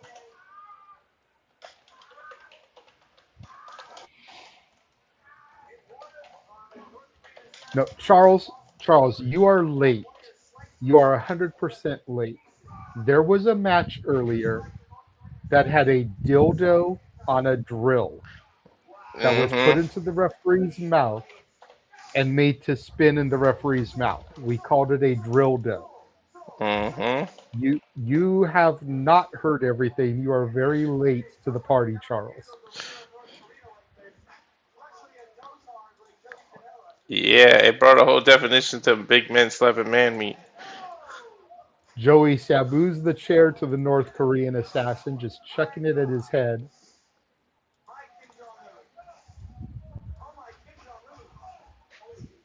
Hard chair shot from Jumpin' Joey to the North Korean assassin. Yeah, only GCW and only on the Backyard Wrestling shows. Like I said, you could not do this North Korean assassin gimmick on any normal GCW show. Only on the Backyard show would this shit fly. Joey saying, how about North Korea? Like I said, Joey is automatically the baby face here, even though he's been heel for the better part of this year.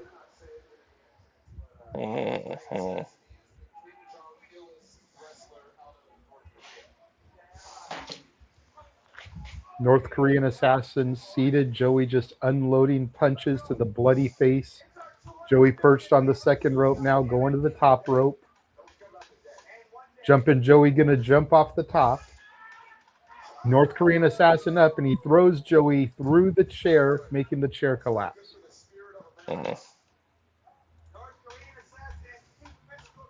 Yeah, 100%, Charles. That's just asking for big trouble with the name alone. Oh, shit, let me go ahead and bring the graphic up because we actually do have a graphic for this match. I completely forgot. I had it ready to go. Bring that up.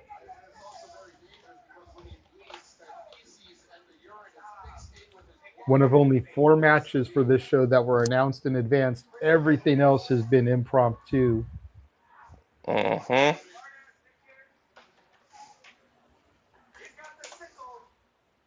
Joey Janela using a sickle to further make the North Korean assassin bleed. And he's the one who brought the weapon out. Who, the North Korean assassin? Yeah, it was around his neck. Well, you know the stigma. He who brings it out gets it used on him. Exactly. Chair shot again to the head of the North Korean assassin. Janela now perched on the middle rope, posing for the fans. Jumpin' Joey jumps, knees to the midsection, hooks the leg. 2, North Korean assassin kicks out.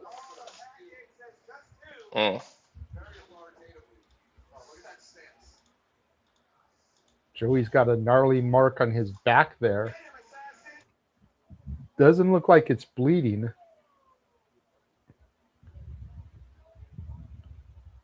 All the blood on Joey right now is from the North Korean assassin, but you can see that gnarly mark on his back. I wonder if that's from the Nick Gage match last night. Both men chopping each other back and forth now. Center of the ring.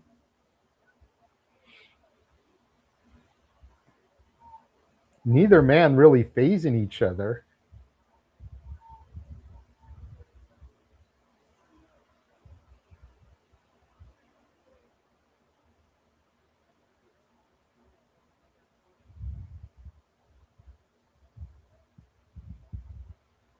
Crack kills North Korean assassin.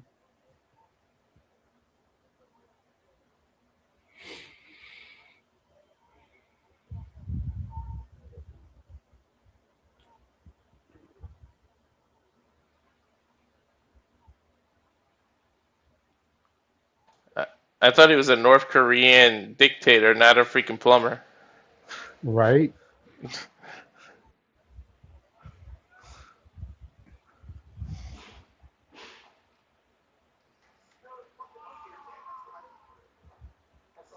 Why did he just fall?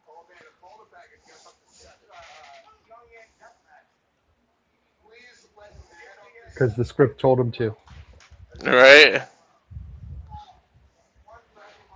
Charles, I just messaged you the link on X if you want to pop in and join us. Because we can't sit here and say we're professionally calling this. This is such a shit show. We're barely calling it.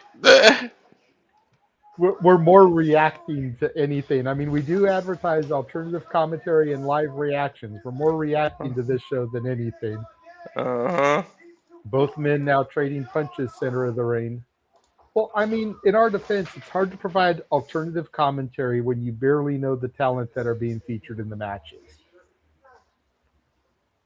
Like, we've maybe known a dozen of the people in the 5 or 6 matches we've had so far.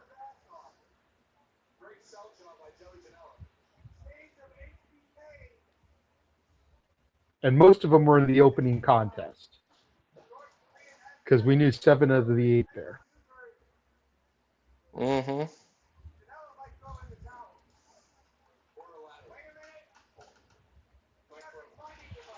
Joey Janela now has a ladder he's bringing into the ring.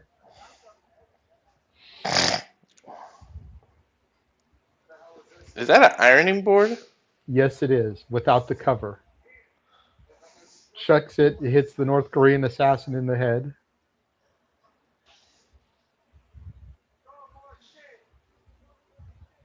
Somebody in the crowd said, throw more shit.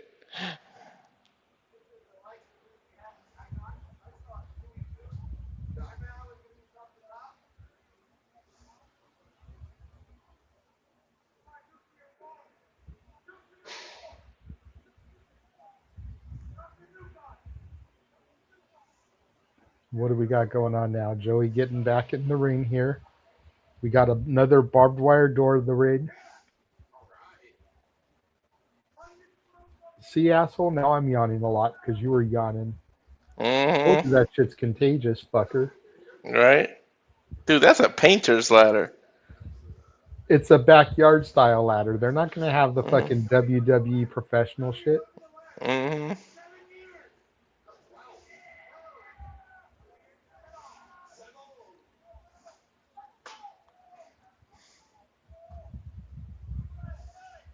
Joey has the North Korean assassin in a submission here through the ladder. Kick to the face from Joey.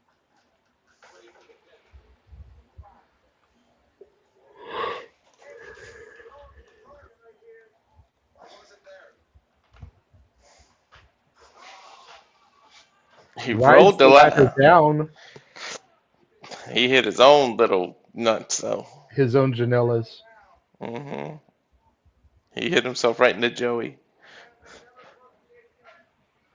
Well, at least he gets to go home to Megan Bain and have her massage them. Right. I think a Joey's a baby kangaroo, actually, now that I say that.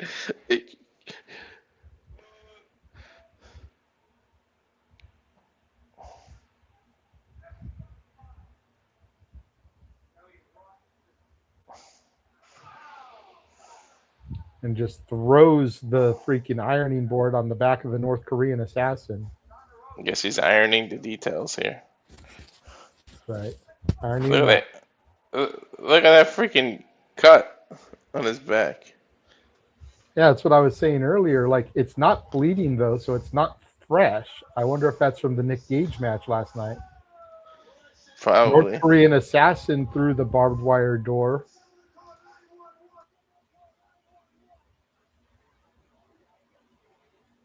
Because it does look fresh on his back, but it's not bleeding, so it looks like it's healed up a little bit.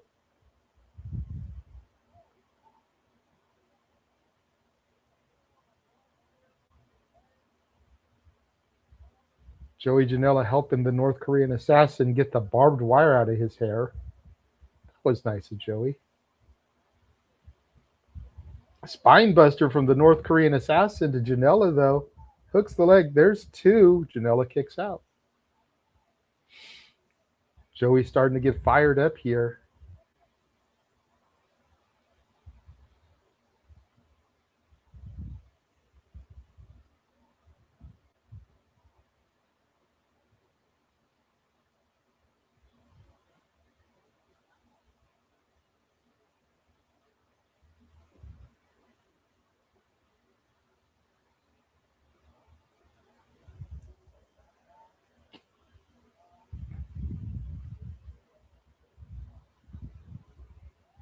Janela now to the top rope. Jumping Joey's going to jump. Double stomp into the ladder, across the back of the North Korean assassin, rolls him over, hooks the leg. There's one. There is two, and the North Korean assassin kicks out.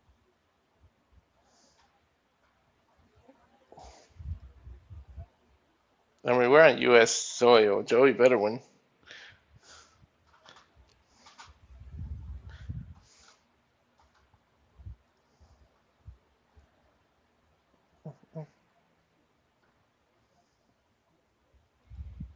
One, two. North Korean assassin again kicks out. There is no quit in North Korea. Jeez.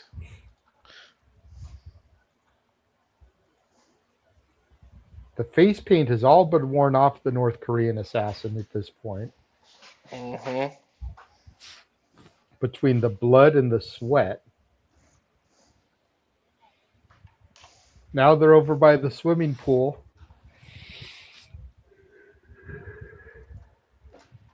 It's definitely hot as balls.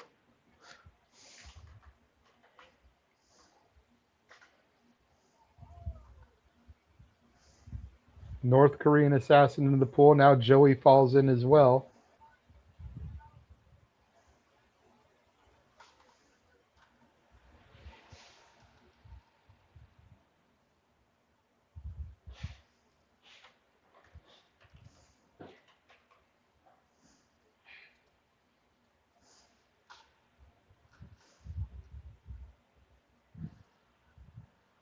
Both men chopping each other in the middle of the swimming pool. That unsanitized swimming pool with him having an open wound. I don't know how smart this is. Well, again, ain't no kids going in there the rest of the day, that's for sure. Mm-hmm.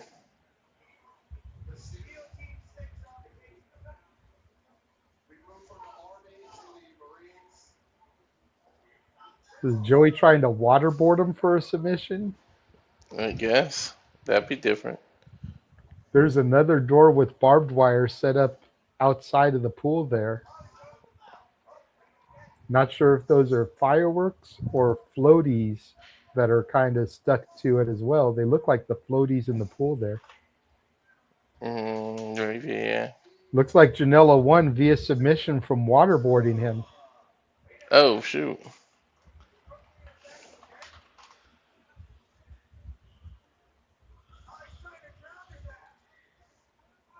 And Joey's trying to drown him. He's trying to drown the dictator. Bell keeps getting run. Joey's got to be careful. Referee doesn't reverse the decision.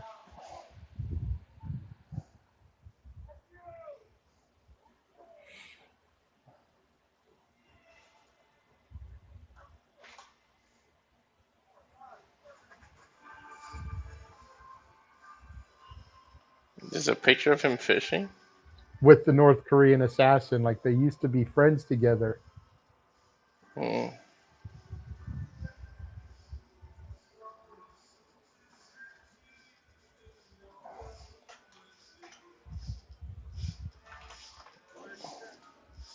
This is hilarious. It used to be. There is always something there to remind me. Are they kissing in that picture? What the fuck? Yes. Does he feel bad now? Joey looks distraught. Joey's a good actor. Mm-hmm.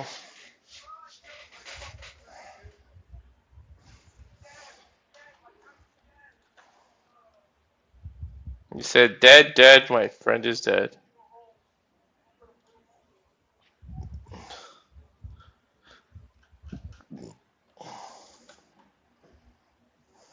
And Joey going straight to the car, getting in and leaving.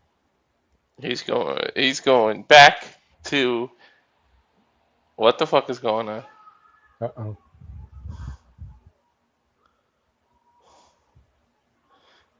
North Korea he's in the car. God damn it. To be continued. There's Sleepyhead.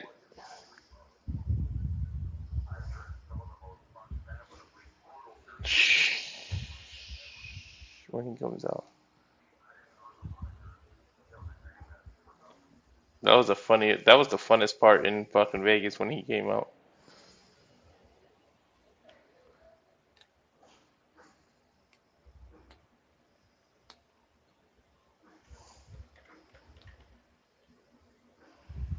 This kid drawing on Sleepyhead. Is he Jigglypuff?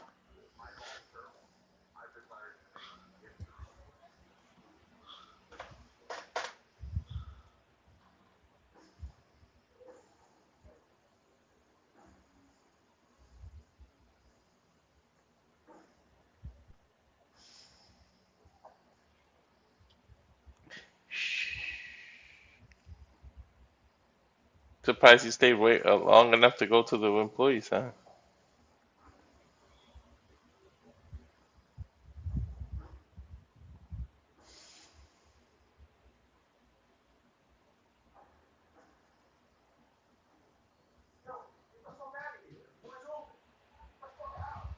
Yo, get the fuck out of here, employees only.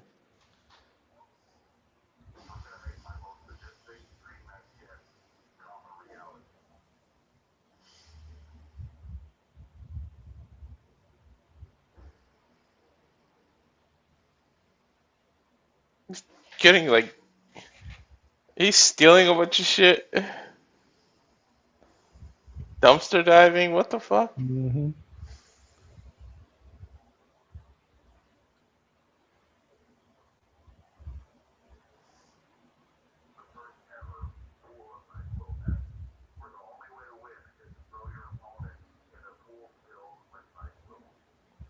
They're gonna throw each other in a pool full of NyQuil.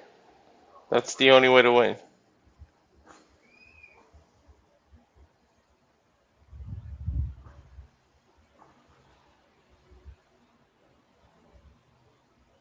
What the fuck is this? Against Sean the Spider. A pool of NyQuil match.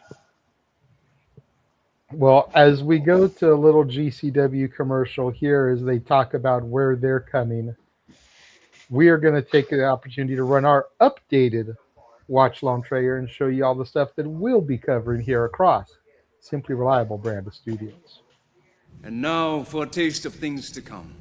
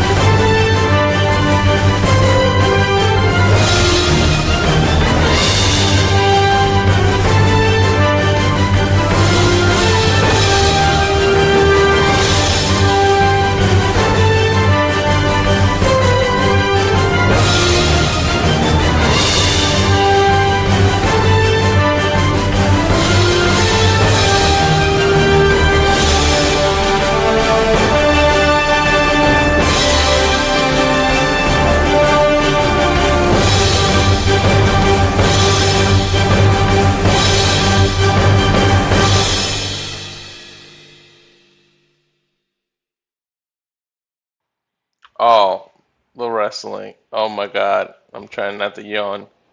So they took all the water out and filled it with NyQuil, which is probably just mixed it food coloring in there, but whatever.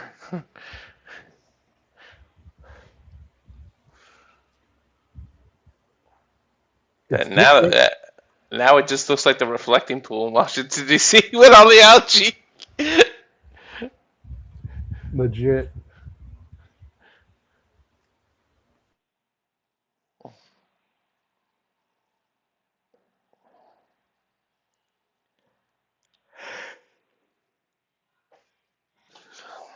Damn it, okay, enough with the pool. Bring them people out.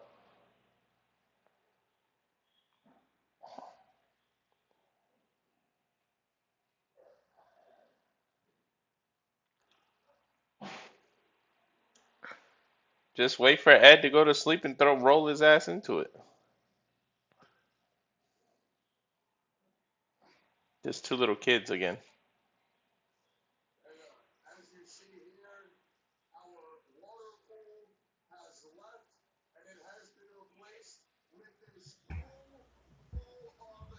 Our commercial was long enough that I was able to eat just about an entire small bag of Cheetos. Mm.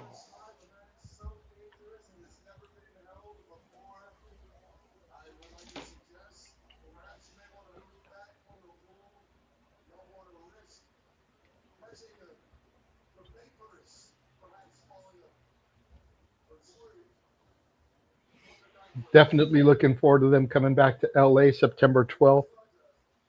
What is the kid Hopefully. doing? What are these kids doing? They're Mm. jumping on trampolines that have barbed wire on it. Well, at least they're getting rid of the barbed wire, so that's good.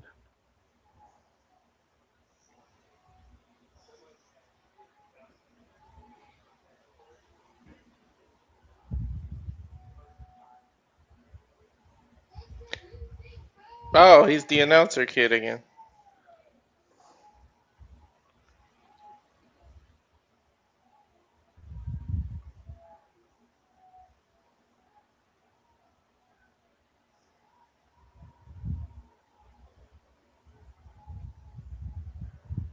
Sean Spider.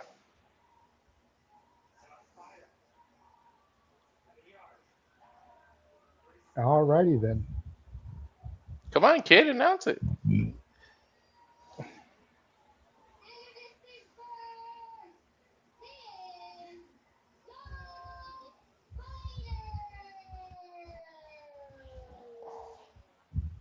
Kid did a pretty good job, I'm not going to lie. Shit, let me do that. Let me audition for that, Brett. I'll do it. I wonder if he's related to Emil, and that's why he's getting to do it. Mm-hmm. Or whoever's house it is. And look, a transit! We used to drive those for the wheelchair cars. Those are Jersey license plates, by the way. Might be a hint as to where they're at. Oh no, New York license plate.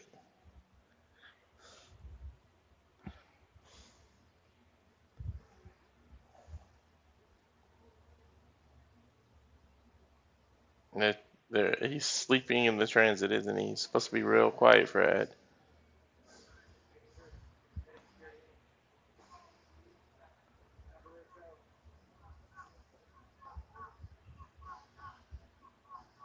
You fucked up. You fucked up.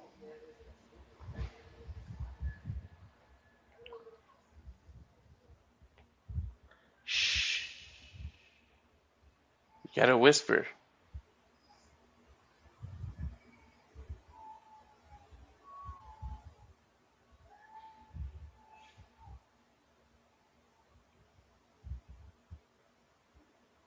He adds another NyQuil bottle. Introducing next, Sleepy Ed. Come on, kid. Do the gimmick. You gotta whisper it.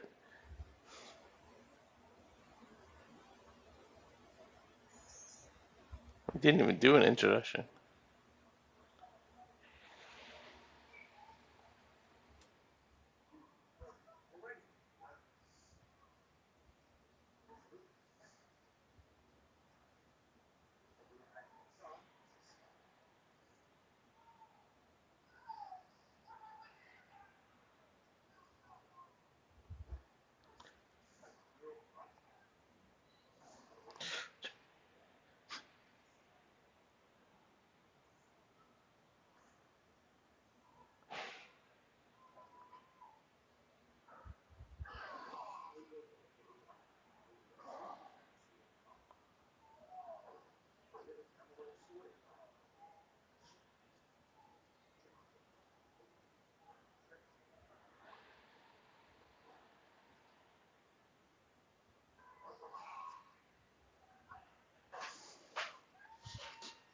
Sean Spider here now dominating in the early going with Sleepy Ed. Dude, Sean looks like a freaking teenager, or a kid, or something. Mm-hmm.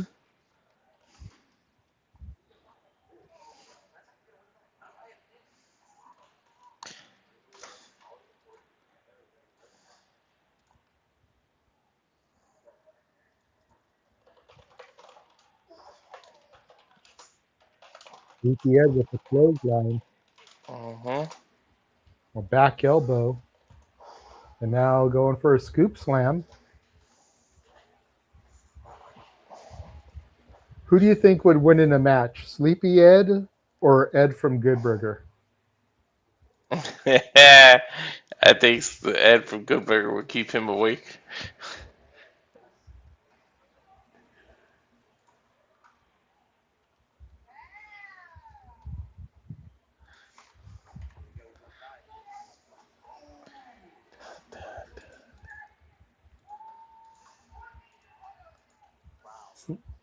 Sean Spider just used a laptop computer to crack Sleepy Ed over the head. That concussion may put him back to sleep. Right?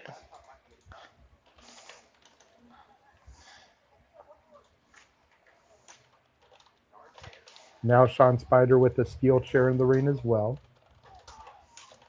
Laptop again, this time to the back of Sleepy Ed.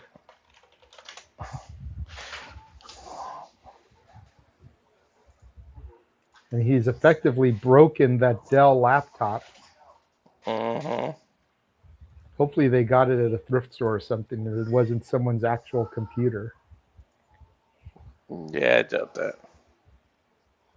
Nice suplex there by Sean Spider.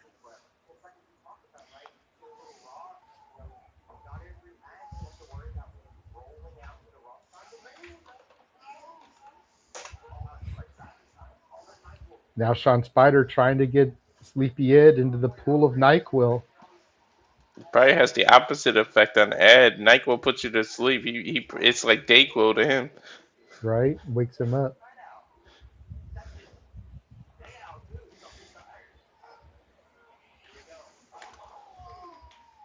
Nice tilt-a-whirl slam there. Spinning side slam from Sleepy Ed.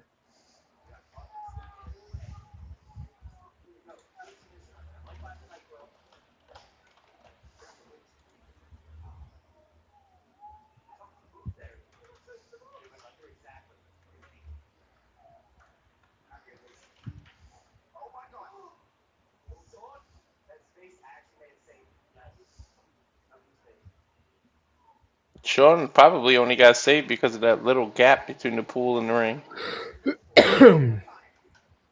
Otherwise, he would have landed right in that thing.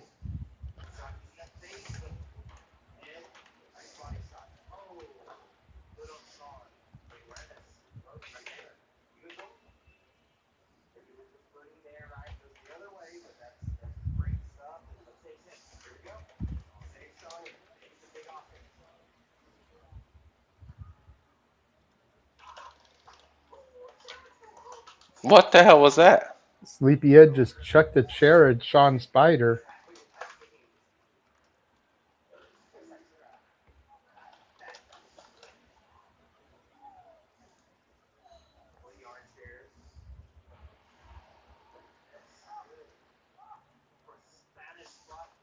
Looking for a Spanish fly here? No. Little Uranagi through the two chairs there. But Sean Spider hurt himself as much as he did Sleepy Ed. Yeah. The brunt of it was on him. Mm-hmm. Sean Spider smartly rolling to the outside. Sleepy Ed following.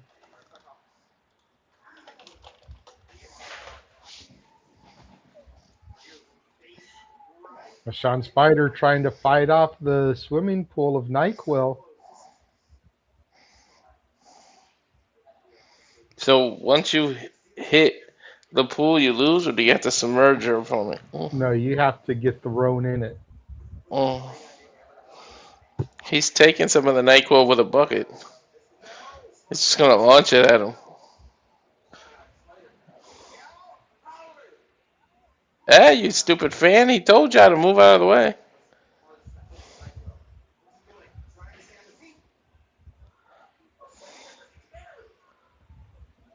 Dude, he Fan threw. just got thrown in there. Uh-huh.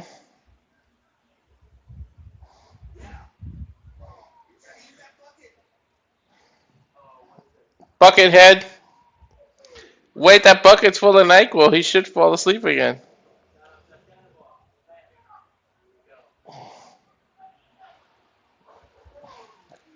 Tornado DDT by Sean Spider. He's hyping himself up.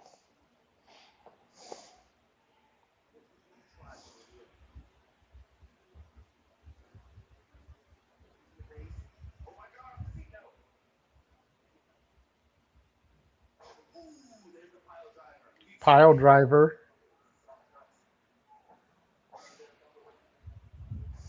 To your point, if Sleepyhead isn't fully asleep, he should at least be more drowsy now after having some of that NyQuil in the bucket there and dumped on his head.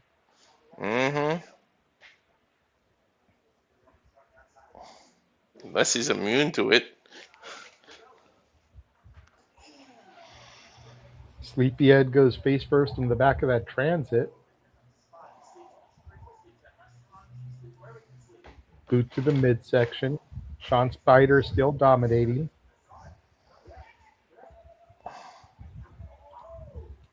Suplexes Sleepyhead into the side of the transit and flexes.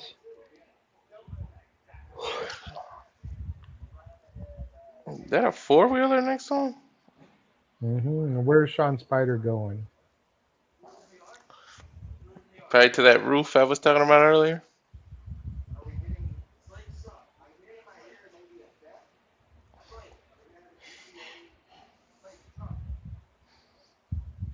Is he stealing a car?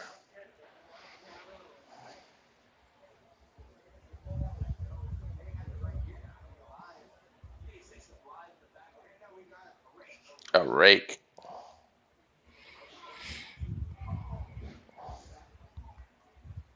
He is raking and scraping his back and then use it as an air guitar. Here comes some guys with a ladder. This is more like a normal ladder, not a painter's ladder. You can see how it's reinforced. Mm-hmm. Both sides have the climbing legs.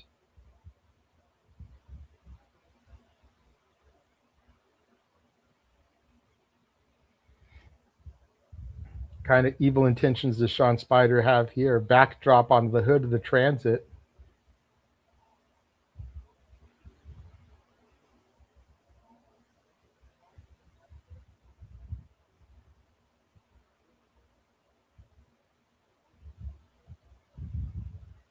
Sean Spider now on the top of that transit. Hope they got full coverage insurance. Leg trip there by Sleepyhead, who now goes to climb on the top of the ladder.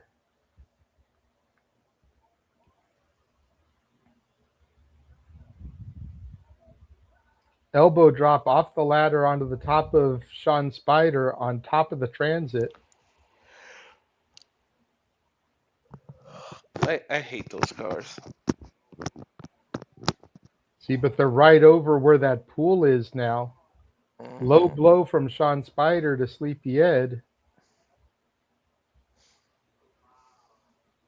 Think we're going to get a big splash here from one of these two individuals. Mm-hmm. Sleepyhead has Sean Spider in a sleeper here. The sleepy sleeper.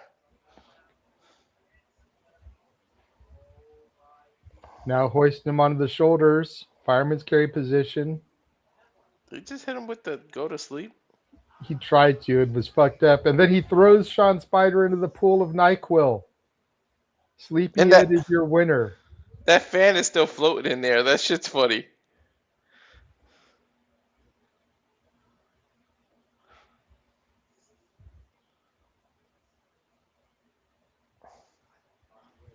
Sleepyhead win. Time to take a nap.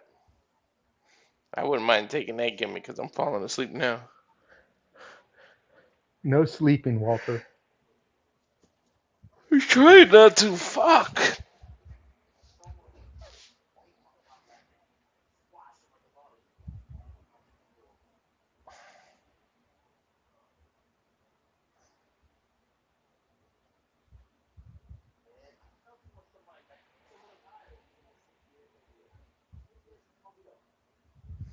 The Sleepy Ed Mobile.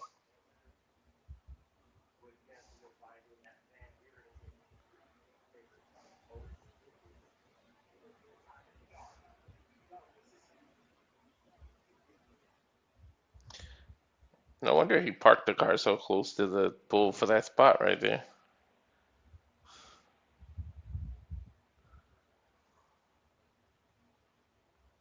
Why would you walk behind a moving car, you fucking idiots?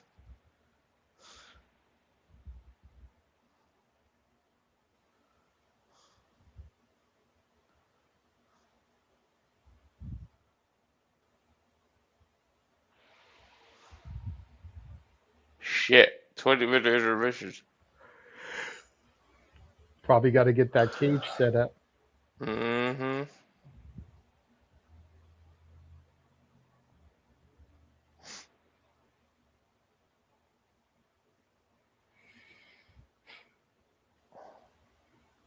Gotta set up the cage.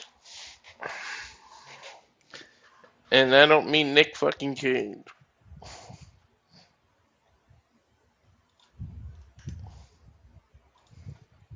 Let's see, what can I upload to try to, you know, because I don't want to play the same clip that I played yesterday. Well, if someone ever played our highlights when they were supposed to, we would have had something. But that's neither here nor there. Right.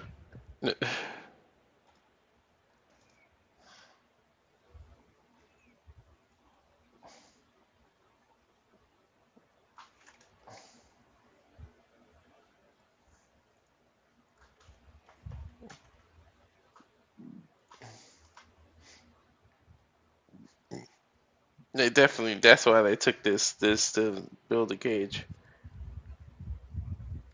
Shit, it's dropped down though to like 13 minutes and change. Like it dropped. Maybe they're moving fast. Moving the pool along. They gotta get the pool out of the way. All the sides of the cage. We saw how they build a cage, but nothing like that. Well, while we're on intermission, I'm going to take a minute to go run and get me another drink and use the bathroom. So I'm going to run our little 2-minute opening. And if I'm not back when it ends, hit the watch long trailer. Okay. You have 68 wins. You cannot 69 Mina. Hey everyone, it is the center of attention, Brittany Brooks, and you are watching Simply Reliable Studios. Come on over, Zeppelin. I'm being see, earlier I said something stupid to him, and now this is my receipt. Okay. Sabu's just sabotaging you. Yeah. He sure did. Hijacking. Yeah, he's taking over. Hijacking is a better word. You're right. Good luck. Shout out to Simply Reliable Studios making their Symphony debut, sponsoring this match and the entire Dragon Kai demonstration. Heyo, this is Jack Cartwheel. You are watching Simply Reliable Studios. Say his name and he appears. I believe in Noah. I believe in Datula. The Meltzer of the multiverse. Who the fuck wants to compare themselves to another? How much of a mark do you have to be? You couldn't even pick a professional athlete. You went with a fucking journalist? Grow up, man. We just want to say thank you to Simply Reliable Studios for voting us as Tag Team of the Year. Of course. Because you know what they say, right? If you can't swim, You're bound to drown. Tonight, she is sponsored by Simply Reliable Studios from Orlando, Florida. She is everybody's favorite BFF, Izzy Marino.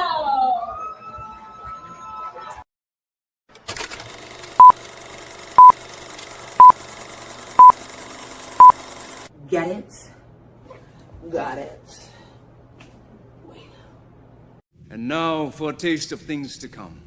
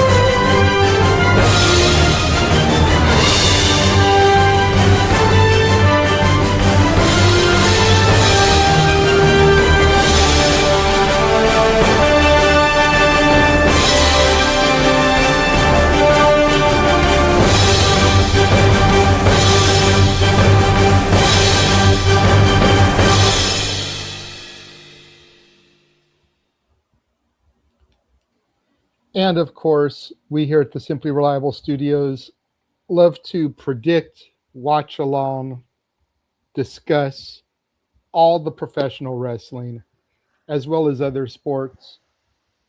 I have been discussing with Statboy Mike, and it's looking like beginning Thursday, August 6th, which is the first NFL preseason game, he will begin his football coverage and watch alongs once again. He actually said he's thinking about doing the Thursday games this year instead of the Monday games, leaving Monday for wrestling. You know, that way if we end up doing a Raw watch along or something, there's no competing there, since we rarely ever do watch alongs on Thursdays. Which is funny because I think the Joey Janela 20 Years of Bad Boy show is August 6th. So it's the day he would do his kickoff. But irony. But I mean, with it being a midweek game, with us usually doing interviews on Thursdays or Tuesdays, like we may not be able to cover that show live anyway, so it's not a huge deal if we miss it. But Stat Boy should be back coming in August with his football watch-alongs. Walter, whether they're live or delayed, will be doing more UFC watch-alongs, because unfortunately UFC tends to run when shenanigans is going on. But with them being on Paramount Plus, can always do them the next day, you know, and just do a delayed watch along of them. So, yeah, I don't know why I didn't think of that before yesterday. At least you thought about it yesterday. Yeah.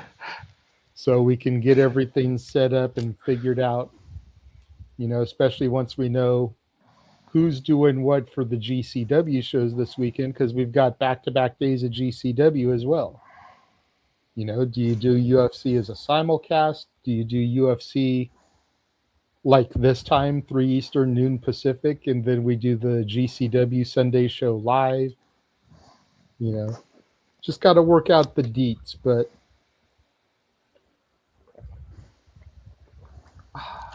no Dr. Thunder? No, I still have that.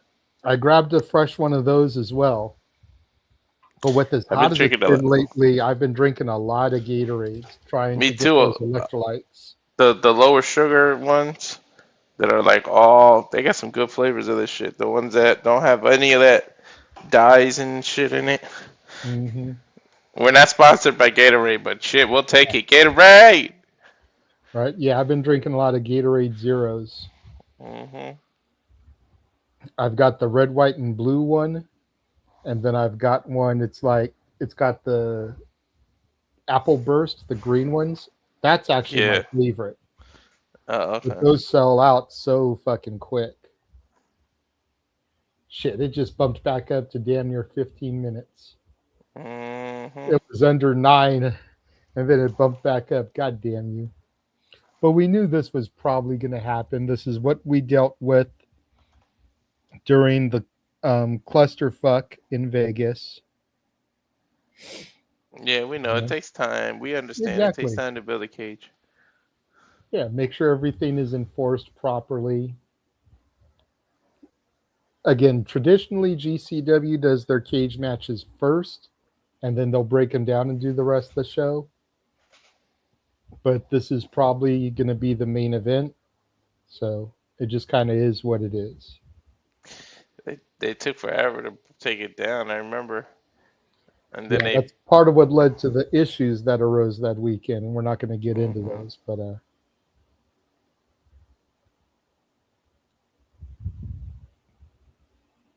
see, what else can we run while we wait for this? Besides our mouths. Right. See, the problem is that I've deleted most of the clips off of my computer in order to free up space and shit. Mm-hmm.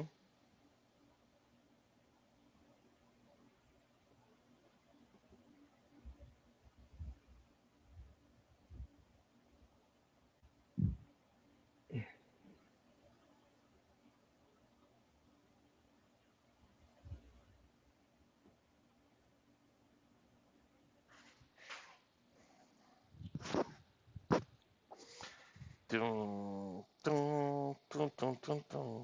Let's see how long it takes this to load in. I found another clip from our Royal Prestige interview without doing the Dragon Kai stuff.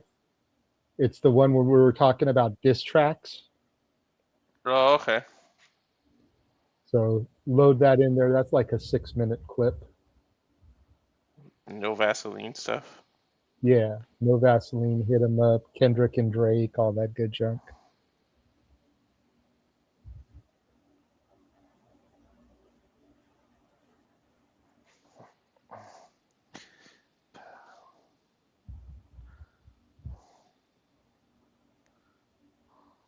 Yeah, it is 88 degrees here right now. And windy. The wind is just blowing the heat around instead of blowing cool air. Some nasty shit.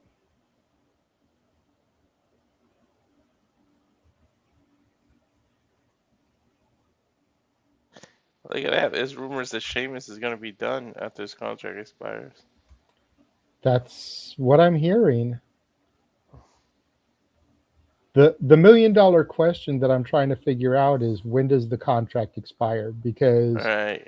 SAP is making it sound like it's ending like soon. But there's also an article on Fightful from the end of May of this year that says that Sheamus is signed through September of 2029. So if he's leaving when his contract's over, he's still got 3 years with the company, y'all. Like, we need to stop tripping. But so the video is now loaded. We're gonna run that. Like I said, it's about a 6-minute clip, 6 minutes and change, of us from our Royal Prestige interview, talking about some music and diss tracks. So check this out. The only thing Toronto came close to winning in the NBA, that was it, because every other sport, woohoo! No, we're terrible out here. We're terrible here. Our sports teams, they we know. ain't good. We especially know. when you have a representative like Drake. Sorry, I'm Lamar all the way. He was the biggest cheerleader they had. The biggest cheerleader. Hey, I don't know. I'm a Drake guy. I'm both. Are you? I like Drake too. Yeah, I like Drake. But I like Drake just a little bit more. I like both. I'm not one or the other because I've listened to both of them. I can't be biased. I listen to both of them, but I'm not gonna lie. I listen to Drake more than I do Kendrick. Well, he just came out with his new album though. So okay, so what do you guys think of his new album? If you guys, Iceman, I liked it. It was cool. I like Plot Twist was my song. Mine, what was mine? I like the Make 'Em Pay. Yeah. That was a good one. That was a good one.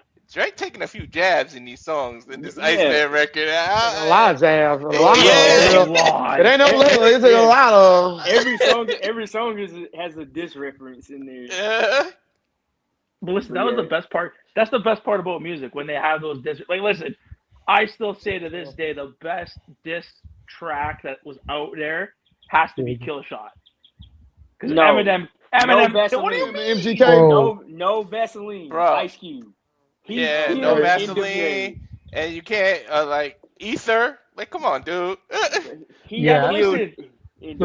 how you know. That's how you know how uneducated Nick is when it comes to diss tracks. Okay? Listen, it's his age. But yeah, it's top 3 will forever be No Vaseline, Hit 'Em Up, and Ether. Mine is No Vaseline, Ether, and there's a song called Dollars and Cents by DJ Yes, Quick. DJ Quick. Yep. Yeah, that Hit 'Em Up. Okay, Hit 'Em Up is a good track. I don't think it's to me, a diss track has to end a career. He didn't do shit to Biggie's career, or I don't know if I can cuss. Sorry. No, you can definitely cuss. We cuss cut your ass off. But it didn't do anything for Biggie's career. Biggie was still making hits. It was just, he just laughed it off and kept making good music. So I don't put Hit 'Em Up in my top 5. I like the song, but I don't think it's a good diss song. Well, if you go strictly off of ending somebody's career, then I have a really underrated diss track that I've always been a fan of. The Ripper Strikes Back by LL Cool J. It was his final shot to cannabis.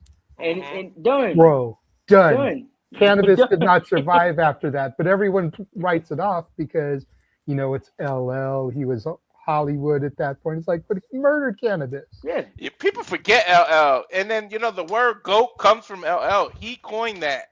Yep, So greatest people of all always time. forget LL. But if you're talking about end of career, then Nick got a point with the kill shot because he went MJ. He made MGK completely switch genre, looks. He started painting his nails. Yeah. Well, But I mean, Eminem known for doing that. Ja Rule, Benzino. 50 killed Ja Rule. Like 50 won any Ja Rule. Now I mean, Em got him too, but 50 took that was something a little different, to this day, he still trolls him. He bought the first 2 rows of his concert just so he could perform in front of nobody. Like that's crazy Still work. a Ja Rule the guy. Super Bowl, Like I always Super Bowl liked Ja. commercial. Yeah, I like Ja Rule. But yeah, He doesn't get the credit he deserves for his hits. No. He just the Ja Rule got some. He got some hits now. He might have more hits than but 50. because of what No.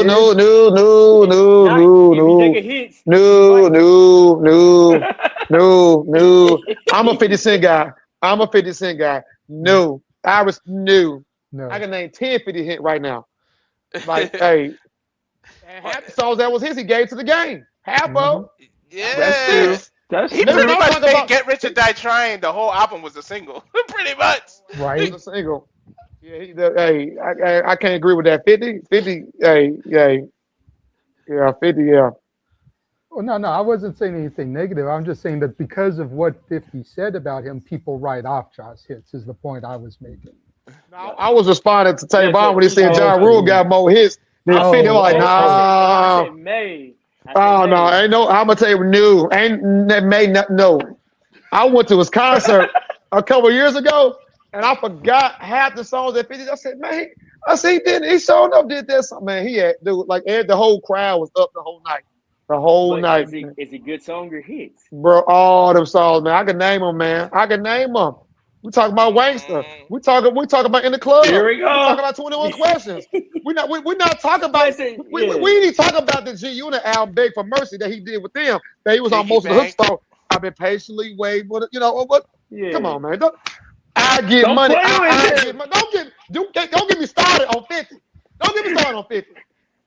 Oh, gee, yeah. I didn't get fired up. 50 up there, but now it's like, why won't he respond with music? He keep responding with trolls and memes. Like I'm waiting for him to get back in the studio, but he got that power money. He don't care. At the same time, you get to a certain level. I mean, it's like he can't rap about that stuff no more. I mean, he on the whole. He doing movies. He got water. He got liquor. He making business deals. So my thing is, as I was him, there's no need to respond. I mean, he can say what he said. Let everybody else be upset with him. He obviously by then bring his name up to put more money in his pocket. So they're gonna keep talking. He's gonna keep doing the little trolling. He's gonna keep doing.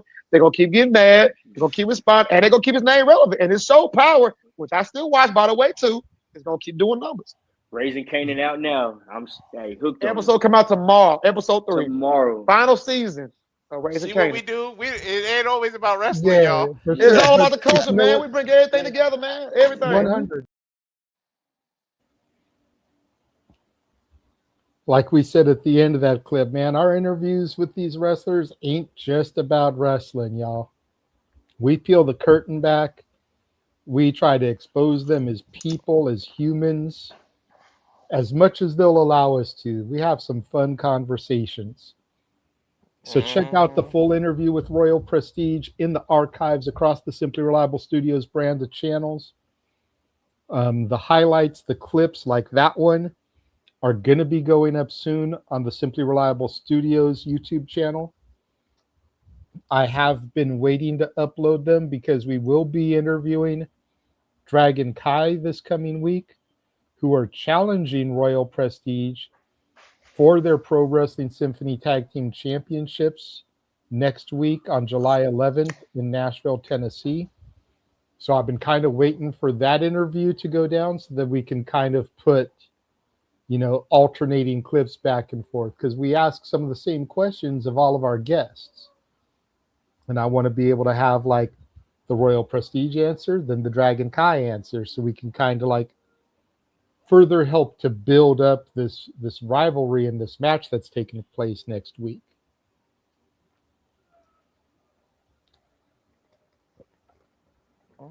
Oh wow, Nixon and Miranda Ali's are now engaged as of yesterday. Nice. Congrats. And they're coming out to the Wrestling Guys store this month as well in SoCal. Nice.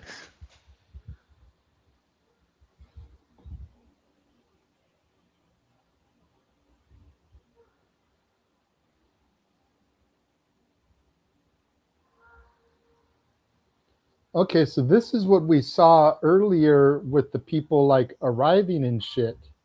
They're the guys that are in our main event, in our cage match. Okay. Now it's making a little bit more sense, y'all. Hmm.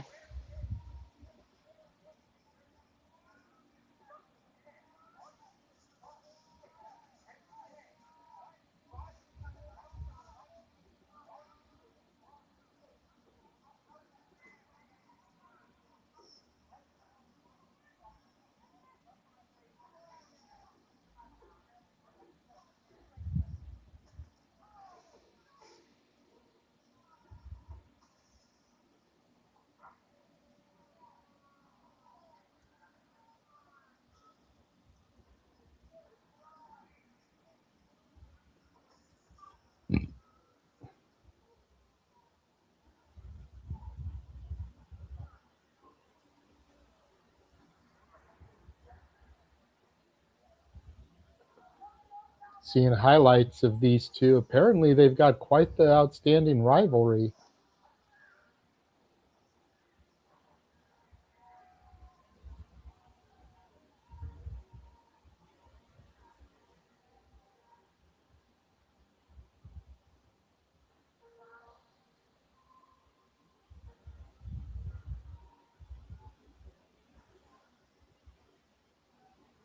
And Cage is up. Oh, nice. Arrows are going off. My way. But you never know.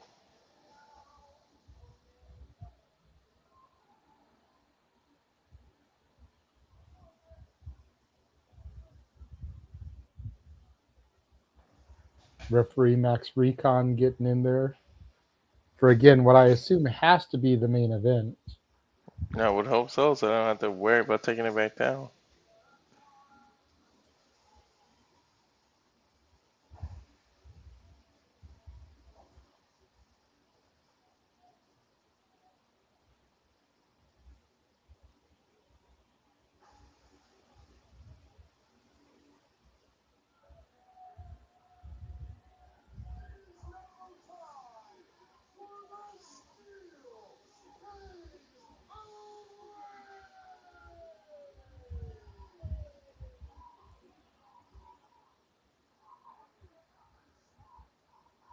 My way. It's my way.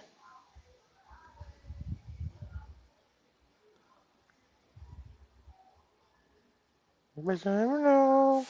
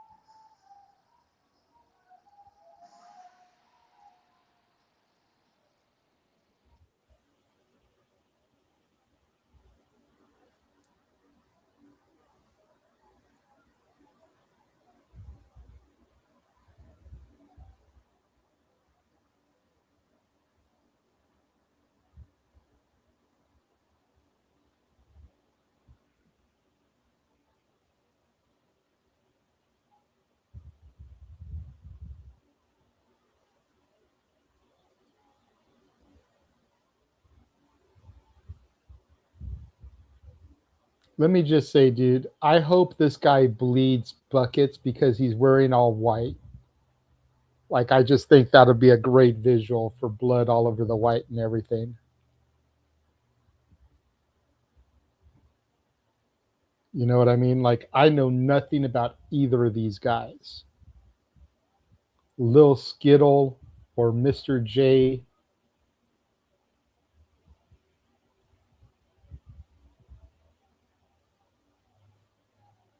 Both of them definitely look like backyard wrestlers, so it's like, whatever.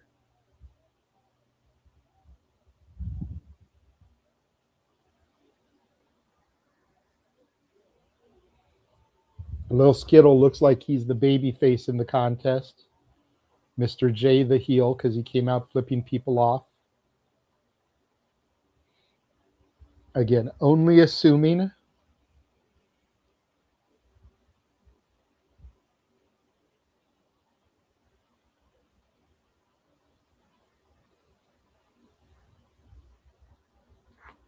Gotta wonder if Lil Skittle is going to make Mr. J taste the rainbow of fruit flavors.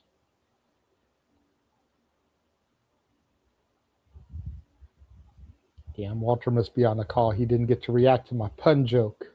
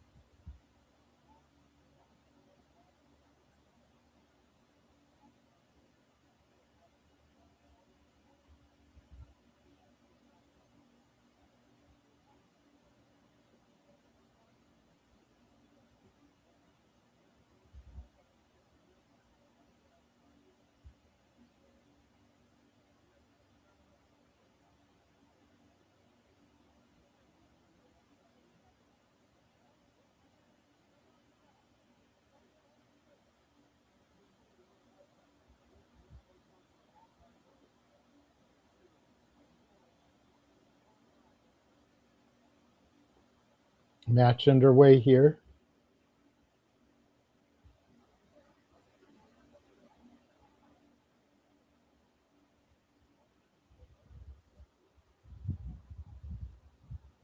Skittle breaking something over the back of Mr. J there. Picking Mr. J back up to his feet, clubbing his back. Mr. J trying to fight back here. Mr. J throws Skittle into the cage. Reversal sends Mr. J into the cage on the other side.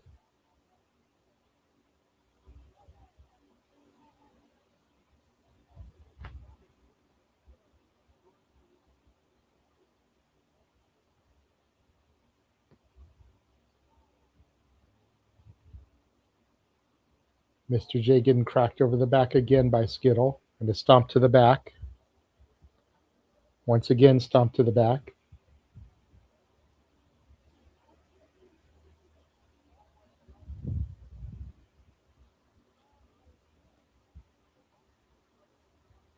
Are you back, Walter? Because you're still muted. Yeah, I'm back now. Okay. You missed my pun earlier, dude. What did you say? I kind of half heard it. I wonder if Lil Skittle's going to make Mr. J taste the rainbow fruit flavors. Yeah. Why is the ref dressed like a construction worker? Because of all the fuckery in the ring. Mm. Gusset plate to the head of Mr. J. And then returning the favor to Little Skittle.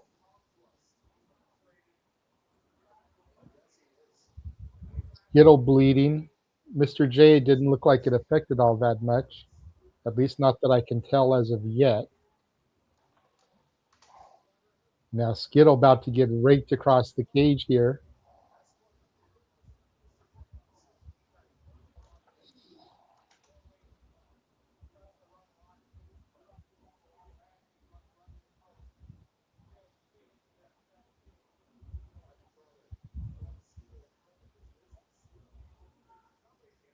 Mr. J Irish whips Skittle into the ladder, posted up in the corner there.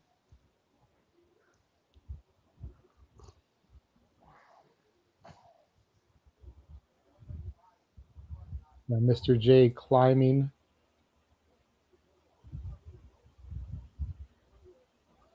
Oh. Skittle now with a roll-up. Gets 2 from Max Recon there.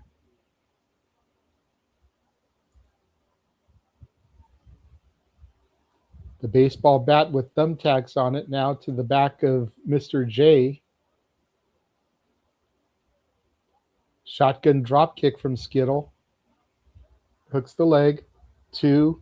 Kick out from Mr. J. And Lil Skittle is bleeding buckets already, thanks to that gusset plate.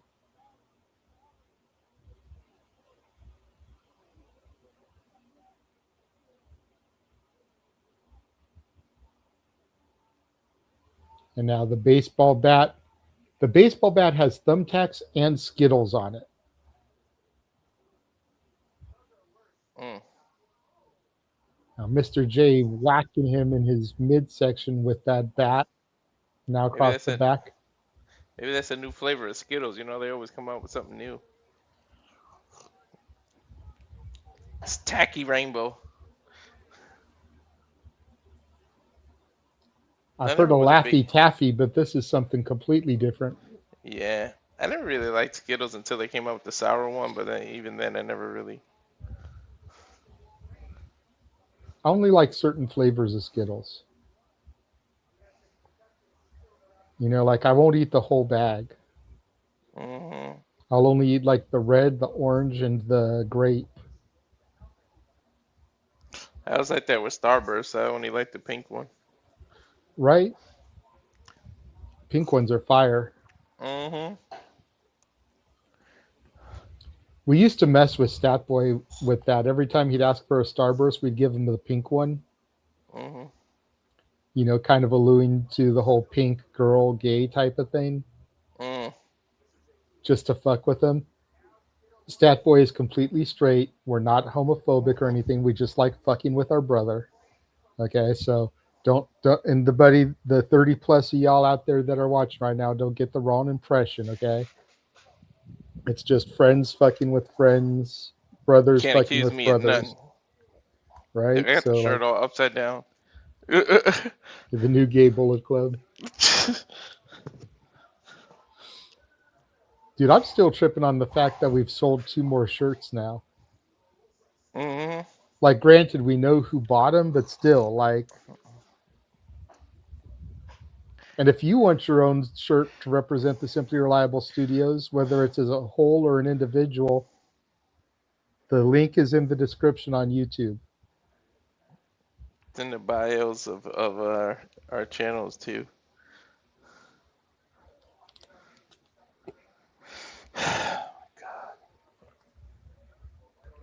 That's the smallest cage I've ever seen.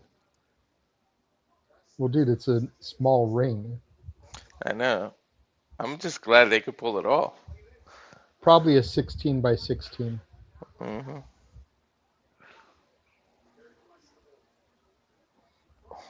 Mr. J climbing up, and now Lil Skittle giving chase here.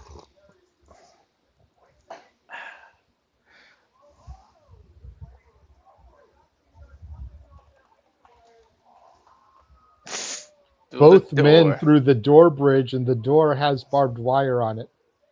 Mr. J looks like he took most of it there. That barbed wire is going to be stuck into his shirt and his back. Skittle pretty much rolled right off. Pinfall. There's two. Mr. J kicks out. I wonder if he considers himself the Rainbow Warrior. God damn it. He should do a finisher and call it Taste the Pain Bow. Here we go with the jokes now. I gotta stop giving away shit for free, actually.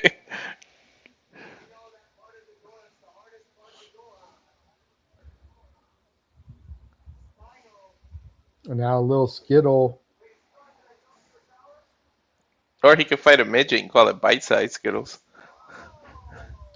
Swanton damn near missed his mark.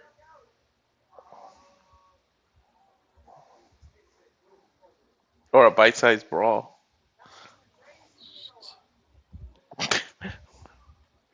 Now what is Mr. J going to do here going up to the top rope? Slips, though. Max Recon helping him. He's like, here, you need the hard hat? How can he Giving fit Mr. that J the over his hard afro? hat.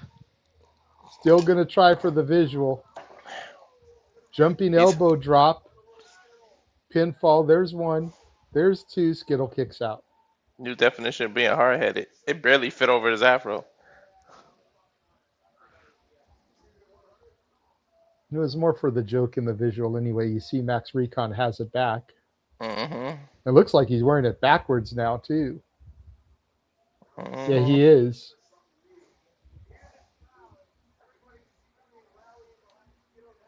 Uh-oh, Mr. J has a bag of something here. I don't think they're Skittles. They are thumbtacks. And a gusset plate was in there. Threw it out to the side. Now using his foot to spread the thumbtacks out. I didn't know Skittles had a bloody flavor. Look at that forehead. Sleeper attempt here from Skittle. I think we know what's going to happen here. Mr. J is going to fall backwards. Skittle's going to go back first in those thumbtacks. Mm-hmm.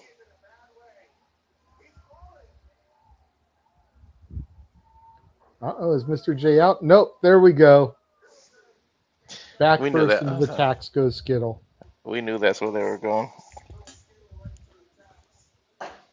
We knew where the pot was at the end of that rainbow was. Yep. I can't even be mad at that one. That was good.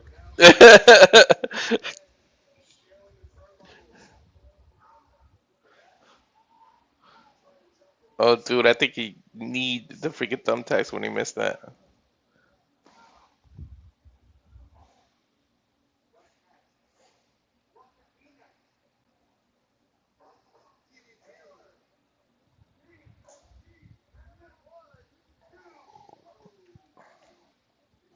Almost got a 3, did Skittle there. Mm-hmm.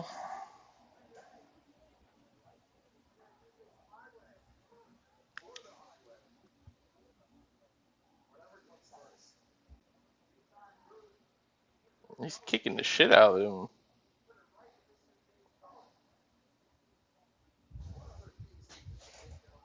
Oh, the better razors.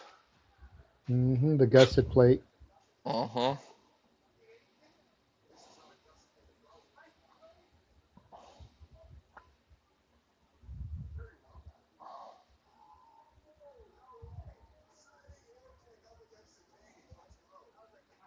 Oh my god, the chair right over the head. Unprotected chair shots in 2026 shouldn't be happening even at a backyard show. Mm-hmm.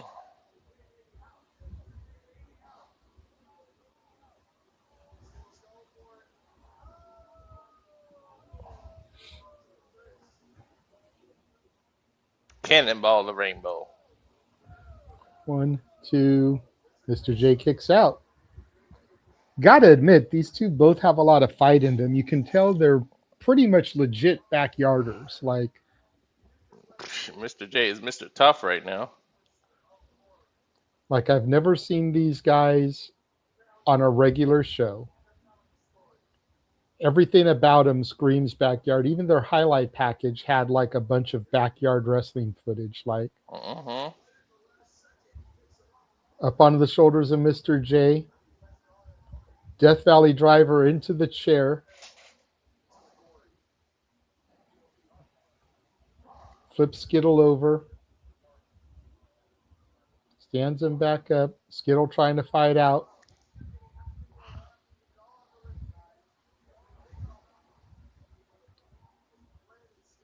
Look like Went for a flapjack into the tax, but Skittle smart enough to turn over. Mr. J has him locked. Rings of Saturn. Nice. I thought he turned a flapjack into a spine buster for a second. That's it. Referee's calling for it. Skittle is passed out.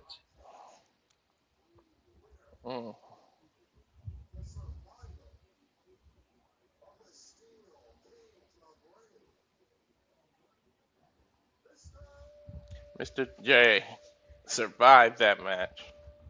Yep, asking Max Recon to raise his arm.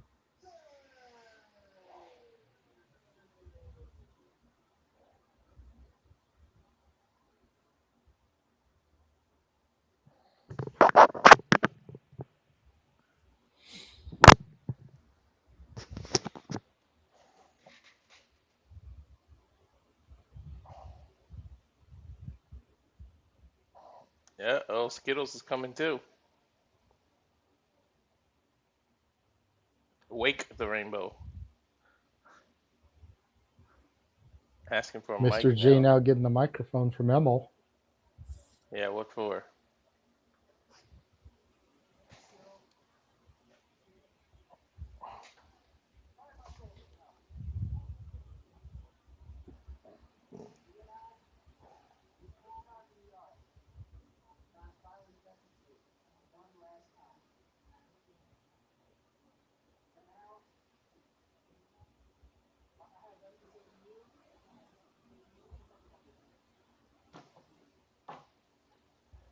What's he saying?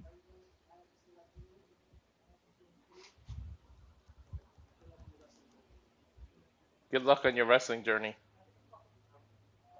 Now get the fuck out of my ring.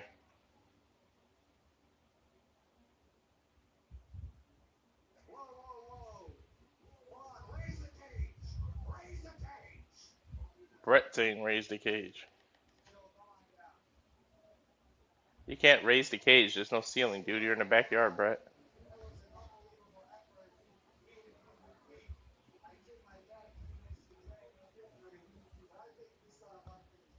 What is Brett saying? You still have unfinished business. He said, I thought for sure one of you was going to leave in a body bag.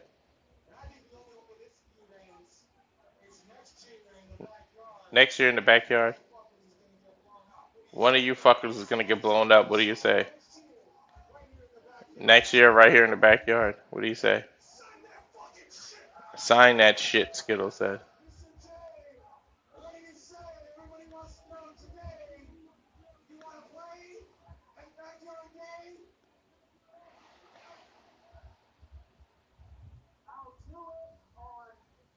I'll do it on one condition.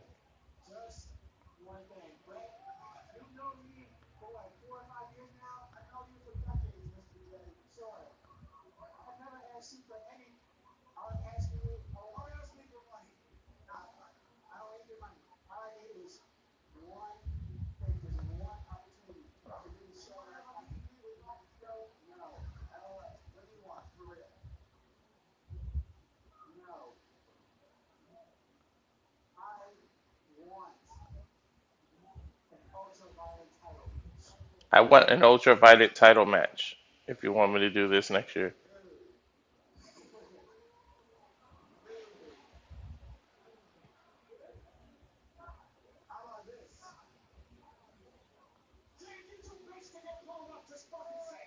He said, if you're too bitch to get blown up, just say it.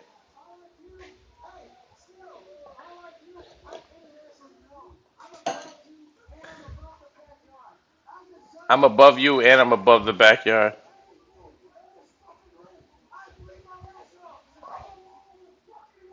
I go all over the fucking world. I bleed my ass off. Look at Emil in the background there. He wants an ultraviolet match.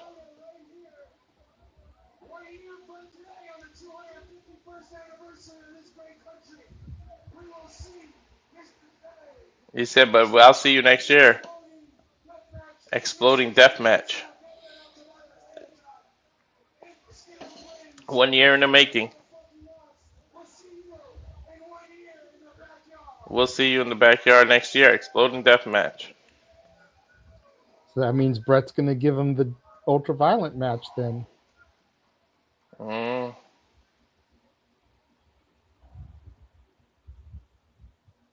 All right.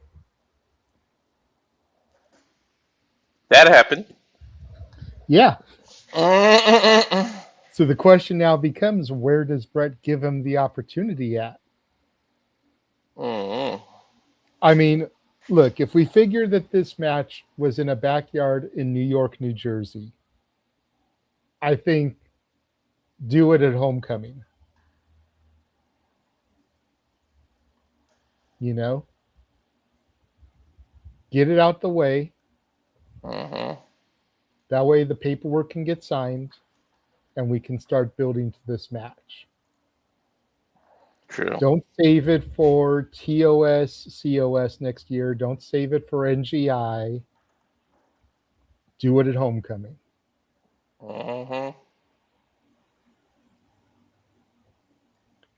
But that is going to wrap up the coverage of GCW Backyard Wrestling 8.